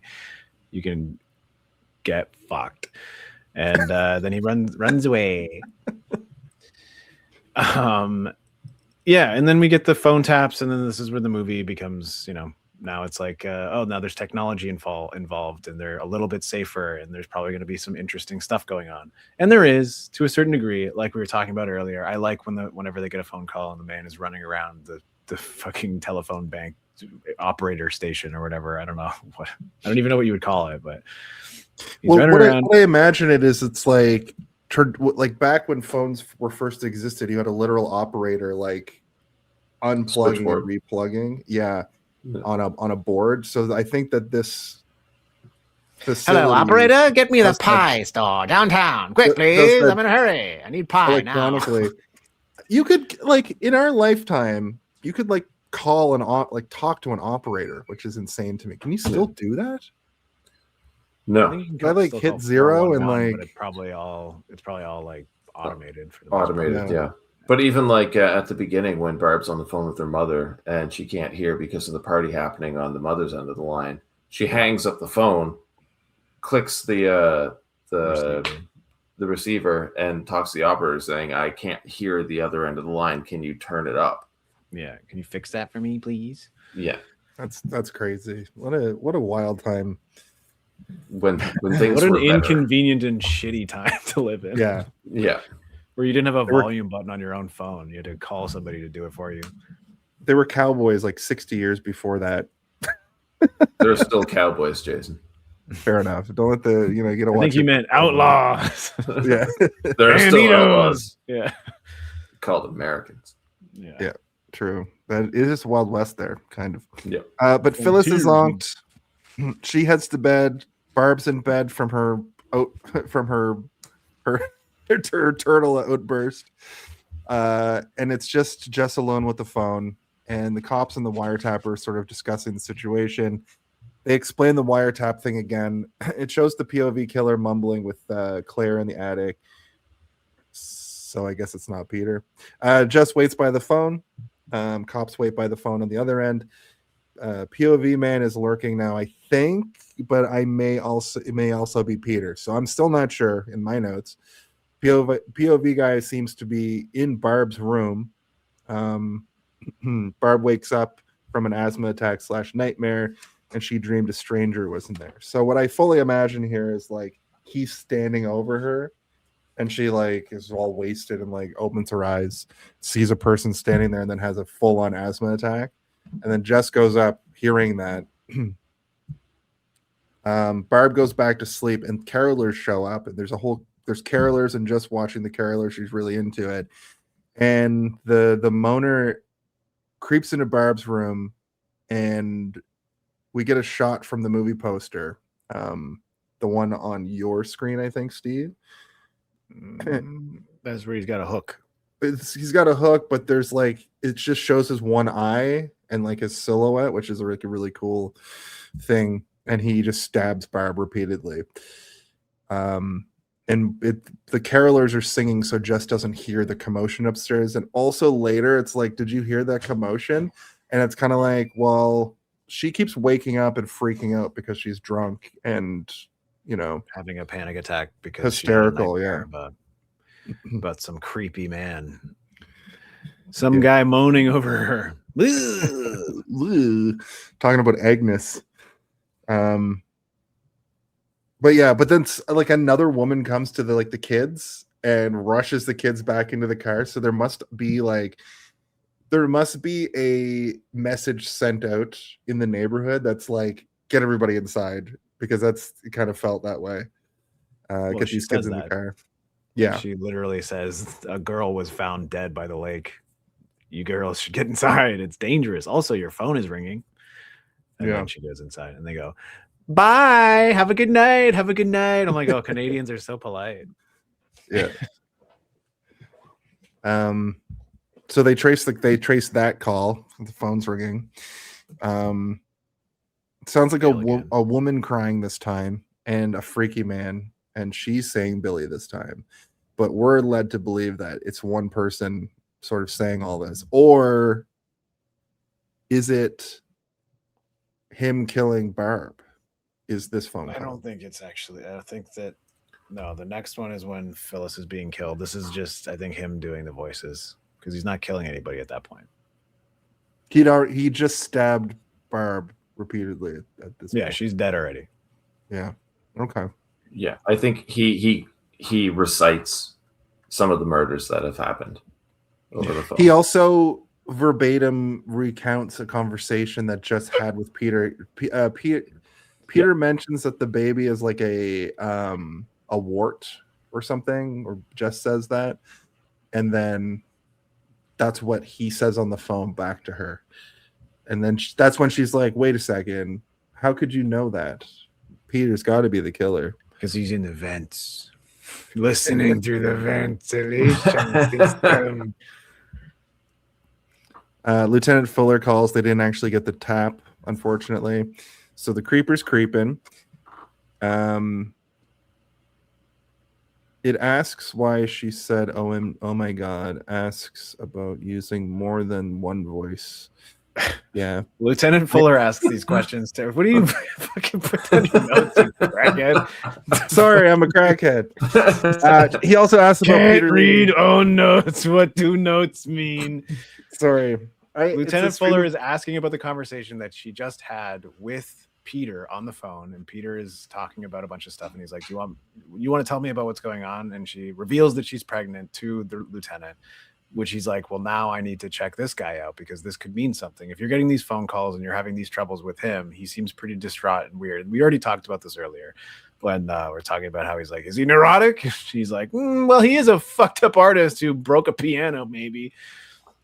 So yeah, he then decides that he's going to go check out Peter. She tells him that he probably will be at the recital hall because that's where he goes when he's all twisted up inside his little boy feelings and can't figure out his emotions. He goes and thwacks the piano. It's like when Batman goes and sits on top of a gargoyle or something, or Spider-Man sits on a gargoyle. Yeah, exactly. Or when a child goes into their treehouse and reads comic books or some bullshit. Yeah. There's also this funny part here where there's a commotion. So Lieutenant has to let Jess go, and there's just this like random thing where a police officer was on this farmer's land, I assume, looking for the missing people, but he shot him with birdshot, which is like basic. It's a shotgun salt, full of salt, isn't it? Like in, I think so. Kill Bill. I think that's buckshot. I don't know. I've never shot a gun in my life. I'm gonna talk here like I know what a fucking bullet. I think it's the salt one because he's just fine. He's just bleeding a lot. Yeah. I think the guy's like, next time I'll stick it up your ass. And I was like, sideways. He said sideways. Also, the other guy's like, yeah, and you're gonna pull every one of these pellets out of my ass with your teeth. Jeez, these guys got a real dynamic. Where's the movie about these two? Yeah, they're forced to do a. So apparently, birdshot is just a bunch of really small pellets. Right. Okay. Yeah, so it makes sense. The blood spatter everywhere. Yeah. Yeah. Just an explosion of feathers. Yeah. John Woo movie. So this is when everything goes to shit because their plan of listening in on all the phone calls goes awry because he decides to leave to go talk to Peter instead of sending somebody else to go do it, or at least have somebody else watch the fucking phone. What the hell are you doing, Lieutenant Fuller? What happened to Chuckles, your partner? this is also when it's like, oh, she was screaming before. She's just up there having nightmares. Just pay no mind to Barb in her room screaming all night. She does that. The booze gives you the night terrors. We see the lurker lurking again, and there's another call, but this time it's from Peter. Line tapper gets the tap. This is when I thought that there was going to be some like call is coming from inside the house moment, but there really isn't. It's just him crying on the line. But even this line is the wiretapper can't get to it because the call ends before he can get to it. Yeah. And Lieutenant reveals he was listening to this call, which I thought was funny. It's like, you were listening to that? It's like, yeah, I kind of have to listen to all the calls that come into your house now. And then he asks Jess about killing the baby. What does that mean? And she's like, well, I was going to have an abortion. And he's like, that's illegal. He doesn't. He's not actually.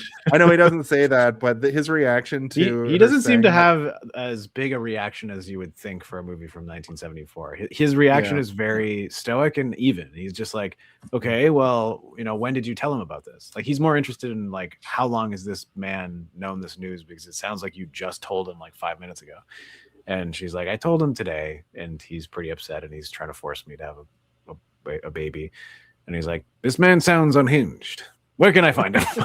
I need to talk to this guy. Did you notice the shadow in the background on Jess's side? Lurker's just like in the room. Oh yeah. Yeah. He tries to get more out of her about Peter, and he definitely suspects Peter, as you just said, Steve. And he was there when the call came earlier, and that's when she confirms that, like, he's like, well, was Peter around you anytime any of these calls have been made? And she said, yeah, there was one earlier today, and he was here when it happened, so it couldn't have been him. It can't be Peter. And he's like, well, I still need to talk to him because he sounds unhinged and he might kill you because you're being difficult about the pregnancy. Difficult? He's trying to force me to have a fucking baby. I don't want it. I don't want to do it. He wants to leave his career, which he could easily just like try again later, like just do better next time. And he wants to drop my career. To do the test once. We're both supposed to, like, I feel like she should be like, I could also have a baby and us both have our career. This isn't even putting a career on pause. This is asking somebody to not ensure their future career to come to fruition. Full trad wife situation. Yeah. You can like, no, you're going to have a baby, and we're going to move to a cabin in the woods, and I'll chop wood, and you bake bread, and you bake pies. I'll play piano at night. Not piano though, because we can't afford one of those. It's just a piano. That almost got me. That's funny. Not piano. Or not piano. Piano. Smashes that too. Yeah. Just one night. He's like, God damn it, I'm no good at piano. Yeah. Can't even play a simple rag. But the boys from the search party show up, basically trying to see if the girls are safe. You kind of already talked about that a little bit. They basically just make fun of them for being ugly and don't let them in the house, which fair play. Yeah, they do a cheesy gag where they keep trying to close the door and the guy keeps pushing it open and saying the same shit but with different words over and over. And we're like, yeah, okay, get it. Got it. Funny. Okay, move on. Also, this movie has a real problem with like characters almost discovering things. Like right here, Phyllis goes to like check on Barb, and she like walks in. I know what happens next, but she walks into the room. She's like, "Oh, she's asleep," and is about to leave, but then the door slams shut. Like the killer gets her. But it did seem like, when they show Barb being murdered, she's smashing stuff. All the shit around her bed gets smashed. There's probably blood everywhere. And Phyllis is just like, she's asleep. She's fine. And then goes to leave. But yeah, the door closed and she looks freaked out. Like these types of things don't bother me. Like these logical inconsistencies. I'm like, the whole movie is logically inconsistent. So it's dark in there. She can't fucking see it. It's getting worse and worse too as the movie progresses. Like, I don't fucking care, like who gives a shit. We did Tammy and the T-Rex last week, and Jason gave it 5 out of 5. Just kidding. We're doing it next week, and I predict he'll give it 5 out of 5. I'm not going to give it 5 out of 5. I didn't not going to do that in the future. I think I'm going to give it like a 4 out of 5, which is too high. No, I think I'll give it a 3 out of 5. I can't remember what you're going to give it. Find out on Christmas Day. Yeah. It's our shortest episode ever. The lieutenant checks the conservatory for Peter. I really like the makeup of this scene. Like he walks into this room, and in the foreground is a smashed piano, and he gets closer and closer to it. To like, I don't know. It did something for me. It's a good shot. I like yeah. how it starts with like just the door opening and like the little small silhouetted version of him with like a massive ocean of black and then turning on the light. I like that kind of stuff. It's better than the movie when you see shots like that. There's actually a lot of nice shots in this movie, to be honest. The cinematography is pretty great. I think for as illogical as it is, I think the scene of Claire in the top window and showing the house, I think is pretty iconic for this movie, because like logically, either you see it or like you said, Steven, like you wouldn't be able to see it from the street. I think just that shot looked really cool. Yeah. And Also, it's a small window. Even if you saw it, you would be like, is that a person up there? Oh, no, because it's got a big plastic bag on it. You just think it's a mannequin or something. I don't know. Yeah. I wouldn't assume corpse if I saw it right away, but you know. We are very different people. Yeah, that's the first thing I would think. But I'm pretty sure that I've seen you assume everything's a corpse. You're like, oh my god, that garbage can, corpse. You wake up at night having an asthma attack, and you just assume everything around you is a corpse. Everything's corpses. I'm a corpse. Am I a corpse? Oh my god, corpse. So Jess gets another call. Seems like Billy is doing the kill in the house. We see his POV. And I think this call might be him killing Phyllis, but I think he does. I think his thing is that he kills somebody and then calls the home. Yeah. And I do still stand by the first call was him killing the young girl. Could be. We'll never know. We'll never know. But the wiretap guy gets the tap. He broadcasts over the radio for the police. And guess what, guys? The calls are coming from inside the house. Oh my god! But he says the calls are coming from in the house or whatever. What was the house? From the house. From yeah. the house. Yeah, and I think you're right. The first call was after he killed the girl, because as he's like approaching the house, he's got blood on one of his hands. But the weird thing about that is when he calls, they're like, "Oh, it's him again." Yeah. So he's been calling for a while. It's this schmuck. Yeah. So who else has he killed then? I mean, the little girl for sure, right? I mean, they wouldn't have found the little girl if they didn't do a search party for Claire. I feel like it seemed because there's that scene of them looking shocked, and you're like, "We're going. That can't be Claire." But what is it? And then when it's revealed, that's when my brain started going, "Oh, this guy has been active for a while." Yeah. Also, it would have been interesting if they're like, we found another corpse and he's just like been killing people all over the place, like directly toward the house. Or if they go into the basement and there was just a stack of corpses in the basement already. Oh, he's using their sorority house as a storage facility. Yeah, for all his kills. That would be too so much. Was Jennings a police officer? Because there's this weird scene where the lieutenant's trying to call his guys and he calls Jennings and it just shows a guy dead with like that's one of his undercover cops or whatever, like a plane. Oh, was that the undercover cop in the car out front? Yes. Okay. So at some point POV killer just went over and was like, or it was Peter.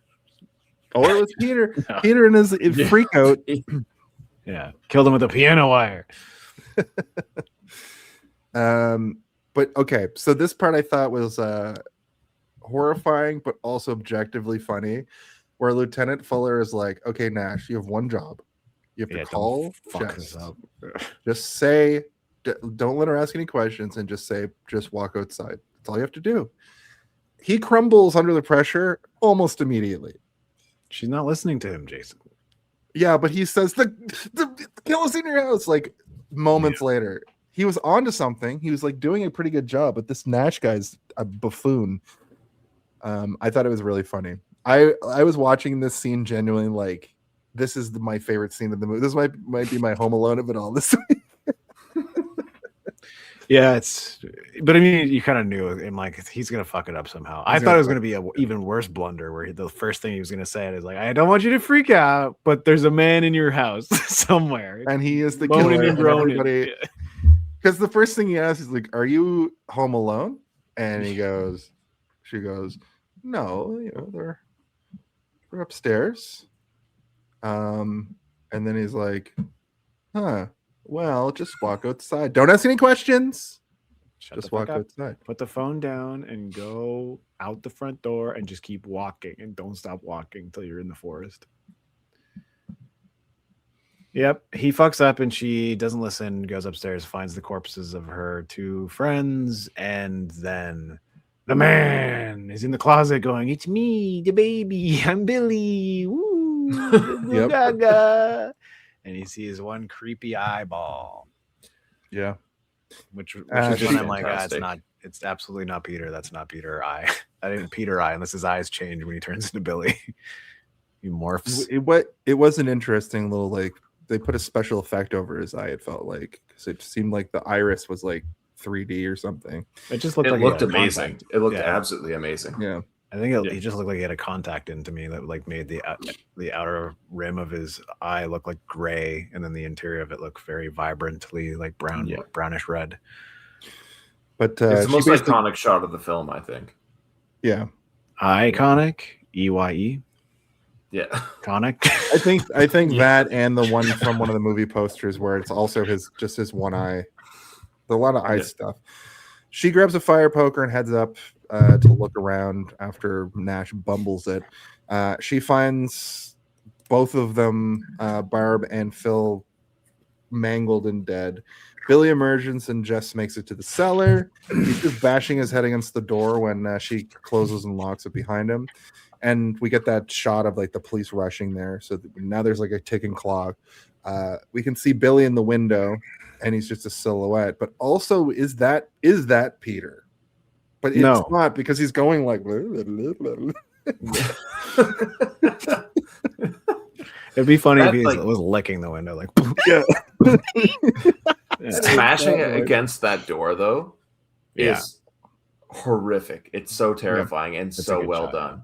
Yeah. The noises he's making, the nailed noise it. the door is making, and the fact that Yeah. she is like she's not doing what you would expect in most horror movies, which is to be shrieking uncontrollably. She's like, she's just like in shock, and she's almost completely silent and just shaking, and like the sort of like broken beam of light over her eyes. It's all very nicely shot. This whole sequence, really. Yeah, that was another scene I wanted to bring up. When she's there, it's shot like almost like a film noir for a second, with the light over the eyes and everything very like dim. But also when she's in the basement after the weird silhouette scene, Peter does show up, and he like is trying to like see through, and then eventually she's just like, she's mortified because it's coming from all angles at this point, and he smashes through the window, he kicks through it, and he calls out for her, but she just keeps hiding. And then when he spots her, she cowers, and he's like, I was calling out for you, why didn't you say anything? But also, we know all of the horrific things that she's just been through. She's just seen all her friends die. She basically does that Halloween moment of she walks through the house and sees all the kills that happens in every Halloween movie. But the police arrive and bash in the door. They head to the cellar, they find Jess and Peter Peter hobbled over her sort of in a catatonic state. He's covered in blood. And I guess what I assume happened is she fucking just maimed him and killed him. She hit him with a fire poker. Yeah. It was Jess with the fire poker in the basement. That's how Peter died. It's true. And she's knocked out. They're all in her room, and they do this interesting shot where everybody leaves one by one. It's almost stage theater style, where she's laying there in a catatonic state, knocked out. They're talking about her being like, well, she's going to be out for at least 4 hours, and then after that, she'll be in a zonked state. Claire's dad tries to get up. He, crumbles under the stress. They leave. The last cop leaves, turns off the light, and as the camera kind of pans out, I thought that Billy was going to like come into frame, so I was like, oh, Peter's the killer. But no, we get a pan to every room in the house where all these horrific tragedies have happened. And it eventually goes up to the attic where Mrs. Mack and Claire are still there. We hear Billy doing his Billy weirdness, and I guess Billy survived the whole situation, and he made everybody basically either die or kill each other. Jess is technically the final girl, but she's gonna be going to a lot of therapy, if not put into a. I mean, I assume that he probably crawled out of the attic and killed her. I think so too. Yeah. As soon as you hear the phone ring. Is that the point of like them turning off the lights and everybody leaving the house thinking it's I mean, again, these police are not the greatest at their jobs. They left her with one guard outside the house instead of, leaving somebody in the room with her or anything. But yeah, I don't think anyone survives this story other than Billy. Right. Yeah. But Ben, I know you have to sort of get out of here soon. I kind of already talked about the beginning. At the beginning of the movie, I kind of talked about this end scene with the credits and just the phone ringing and the idiot police outside. So I love that theory. But we can probably go into our final thoughts and our home alone of it all and just wrap her up. You had to pick one. What do you think the Home Alone of it all? The Home Alone of it all? Can someone please tell me when the Home Alone of it all? I really gotta know. When is the Home Alone of it all? What is the Home Alone of it all? Now that's the Home Alone of it all.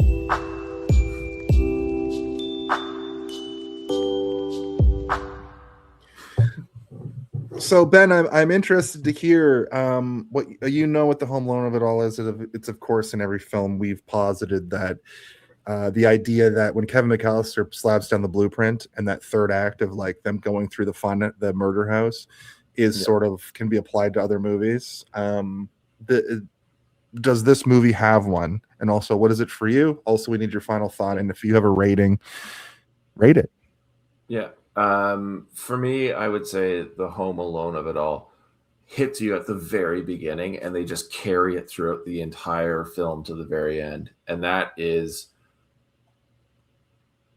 the despair. No one's doing well.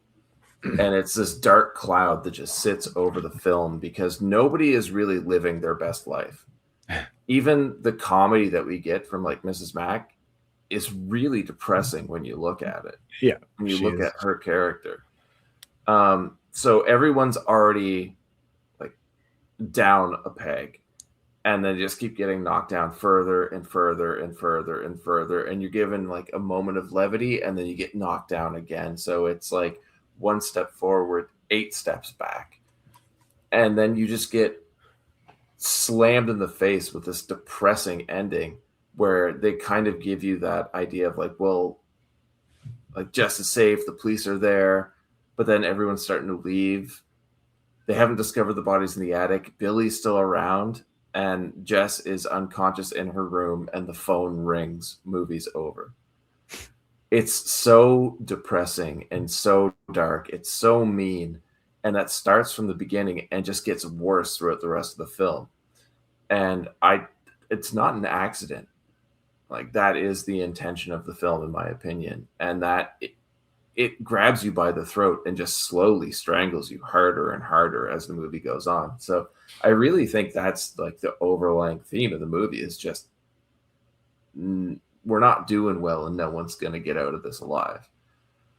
As far as final thoughts on the movie, I had said I'd seen this movie numerous times before and I just didn't care. I couldn't think of characters' names.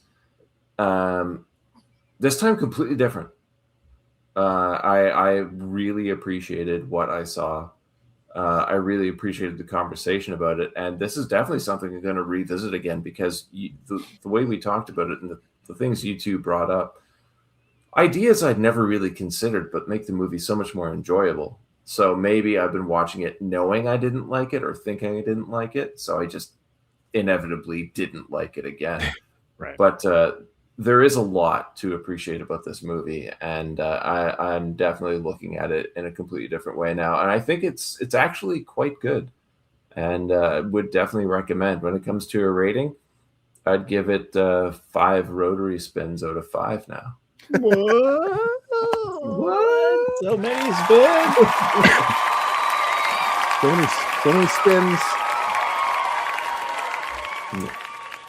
Steve, how about you, buddy? Home Alone of it all for me is probably I don't know. It's kind of hard because it just feels like tonally the movie is sort of stagnant throughout. It's like you say, it's dreary, drab, depressing, and bleak through its entirety. And there's those little sparkles of comedy we get just to sort of lift us up for a moment to be like, oh my God, someone just got a bag on the head. Yeah. Oh my God, someone just got a hook in the head. So it's difficult to pick one, but I guess if I'm just going to pick my favorite moment, I think it is when he's destroying the piano, because I'm like, all right, so this is where things are probably going to pick up and become more interesting. I don't know if it necessarily does, but I think everything that comes after the destruction of the piano is when I become a little bit more invested in everything. I like the stuff with the police. I like the stuff with Jess and Peter, and like their dynamic being this sort of like really dark, depressing, uncomfortable conversation that they're not even really allowing each other to have a conversation between the two of them. They're both giving their perspective and their opinion and their decision without actually having a conversation between the two of them and talking about it, which makes it really depressing and at times difficult to watch. But I think it's probably the most interesting stuff in the movie. Love a good running through a warehouse full of a bunch of technology that I don't understand. I don't care to understand it. I like it. I like the way it looks. I like the way it sounds. And I like how disappointed he is every time he doesn't trace that call. Like, God damn it. I was this close. I was so close to catching that last number. Yeah, I mean, I think that this movie, the fact that it predates Halloween and the fact that it has so many templates and contributes to a lot of blueprints of movies that are to come after it, I think it deserves a place in sort of like the pantheon of horror movies, and it has its place of importance in like the Hall of History when it comes to horror movies as an entire genre. You can see lots of other movies are inspired by this, and the fact that, you know, the poster line for this, I don't think it was actually on the poster, but the poster line that I've decided to call it that, the call is coming from the house, is like something that everybody knows. You can say that to almost anybody in any situation. It's now become like a diss that you say to people, like to burn people or whatever, where it's like when somebody is like super homophobic, you go, the call's coming from inside the house, to be like, yeah, you're fucking dumb. That comes from this movie. I am interested to know if that was an urban legend or something before this movie, and this movie just used it as their it is. This movie's based on an urban legend. Yeah. Okay. I mean, are you certain of that, or are you just saying that? Yeah, no, I talked about it in the production talk and in the like earlier. Yeah, I'm just like, how much before this movie came out was that urban legend around for? Urban legend, it's called like The Killer and the Babysitter or something like that. And the idea is that the killer's inside the house while the babysitter's babysitting. No, I've heard that urban legend before. Like that's even been on like Freaky Stories and stuff, where there's like the dog licking your hand or whatever. Like the dog is licking your hand, and then the guy's like, I was licking your hand because I'm crazy. Anyway. My point being, I wonder like the specific, like the phone call coming from inside the house, if that's this or if that predates it, or if it's just that sort of like the killer in the house thing is what they got their juice from.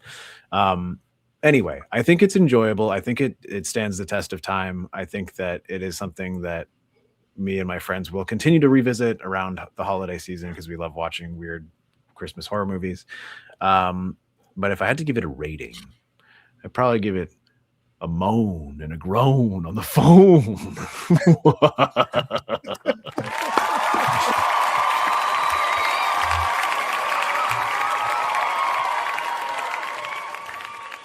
This week, my stuff is pretty short and sweet because Ben kind of said my Home Alone of it all, this whole movie. The fact that you get the lurker at the very beginning and he starts making moves right at the start, there isn't really a certain like point. If anything, it's like the third act is the Home Alone of it all in this, because it becomes a hard slasher. Like it becomes a ticking time bomb of horror. Like it starts happening, keeps happening, and then the really depressing ending is chef's kiss. My final thoughts are like it's slow and plodding, but it's like What? Nothing. I was just saying, like, we should stop saying chef's kiss and just start saying chef's piss Chef's when we don't like something. Yeah. This is chef's fingers, not chef's piss. Okay. What's up, Cass? The final thought element you guys kind of already touched on. It's like a slow kind of plotting movie, but like it makes sense in the context of what it is. It's a very 70s movie. It's a very 70s horror movie. And it can be a little boring at times, but that in retrospect doesn't take away from the movie. Just while you're in it, you're kind of like get to the next thing. But it is what it is. It's an old movie. I'm sure the remakes stomp all over the slowness of it and try to make it into some next like modern stuff always happening kind of a movie. Yeah, I've never I'm sure I'll remakes, but I think there's two. There's two. And that's what I'm saying. Like this movie probably gets resurrected every 20 years so they can make that $4 million again. Retain the license or whatever. Like we need to or that, yeah. But if I was to give it a rating, I give it a 4 out of 5 overall. But I give it a hook that is not a crook. And even though Miss Mac is no, that's never mind any of that. I give it 5 sherry bottles out of 5. There we go. There we go. A hook that is not a crook. That's also my rating for the movie. All right. Well, with that, we're gonna get out of here in just a moment, but we have to do some plugs. So plug it in. All right, let me just plug this in right here and.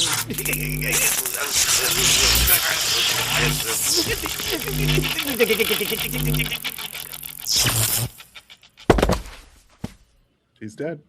Ben, what do you got? What are you working on? What do you got going on? What are you doing?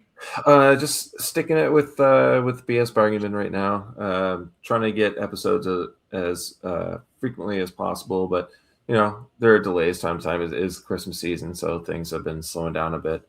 But we've got our next episode on Clue coming up soon.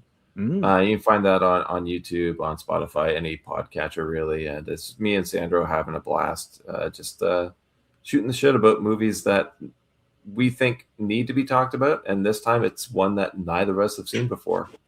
So it sounds familiar. That's saying to Sandro the other night that we accidentally started the same podcast at the same time. Yeah. One of them was just triple the length of yours. I won't say which one. Steve, what do you got cooking on the back burner, friend? Well, I always like to plug Stanland. It's been out for a while now, but you can find it on the Sonar Network as well as a bunch of other podcasts, wherever you get podcasts, basically. I also am working on a new thing for the Sonar Network and the same writer as Stanland, which is called Randy, which is going to be 11 episodes, and it's basically like a self-produced audio memoir of a 30-something from Maryland found by Mike Sachs as CDs at a garage sale and being broadcast for the first time as is. It's kind of a fun show just based around this one weird man named Randy and his interactions with the world.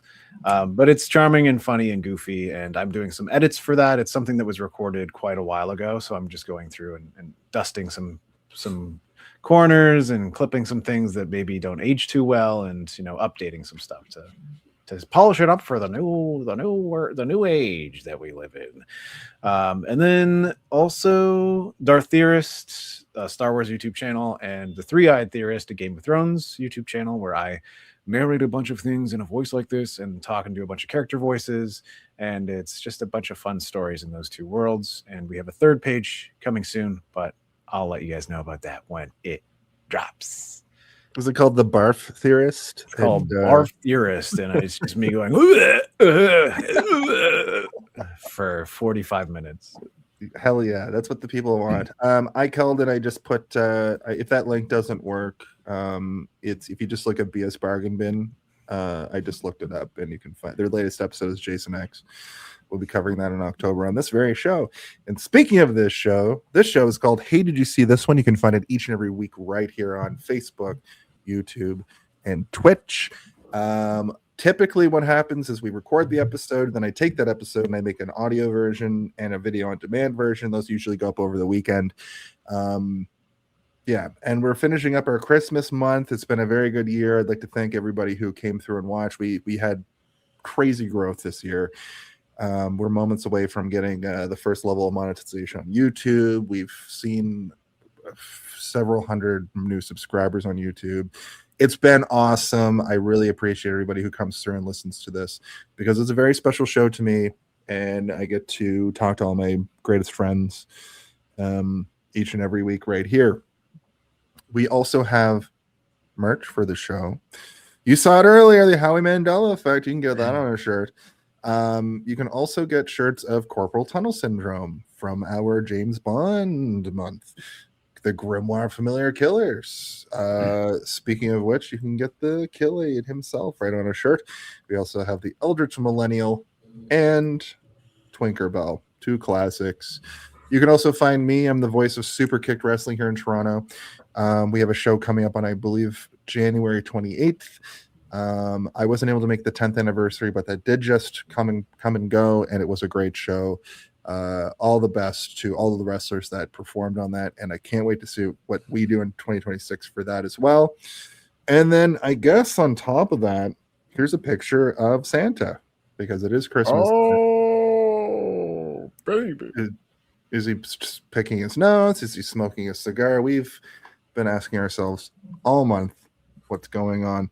I feel like I had something else that I needed to promote, but oh yes, I remember.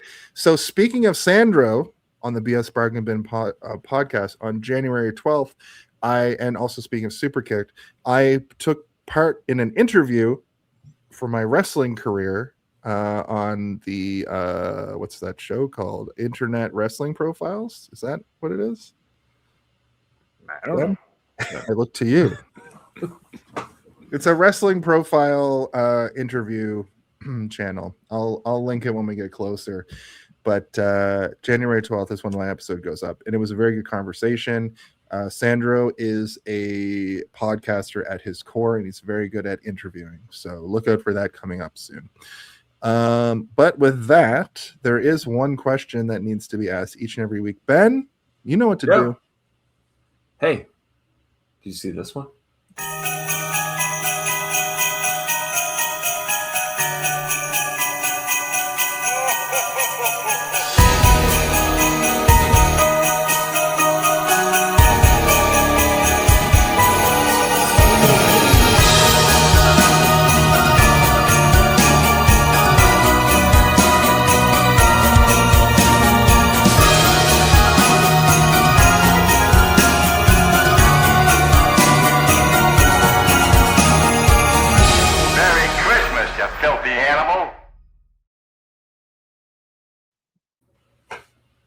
What do you get if you combine a sorority with a murdering killer? I don't know. Neither do I, but it's gonna shock you and terrorize you. Get it? Yeah. You get it? That's terrible. Do you get it? Beam up some Star Trek content with Live Long and Podcast. A roundtable movie discussion with Hey, did you see this one? And take a peek into the darkness with Heard Noise. Must Investigate with Michael Chan. Watch us duke it out on trivial debates. And let's chat about TV with the Super Mato Brothers. It's all here on the United Federation of Podcasts.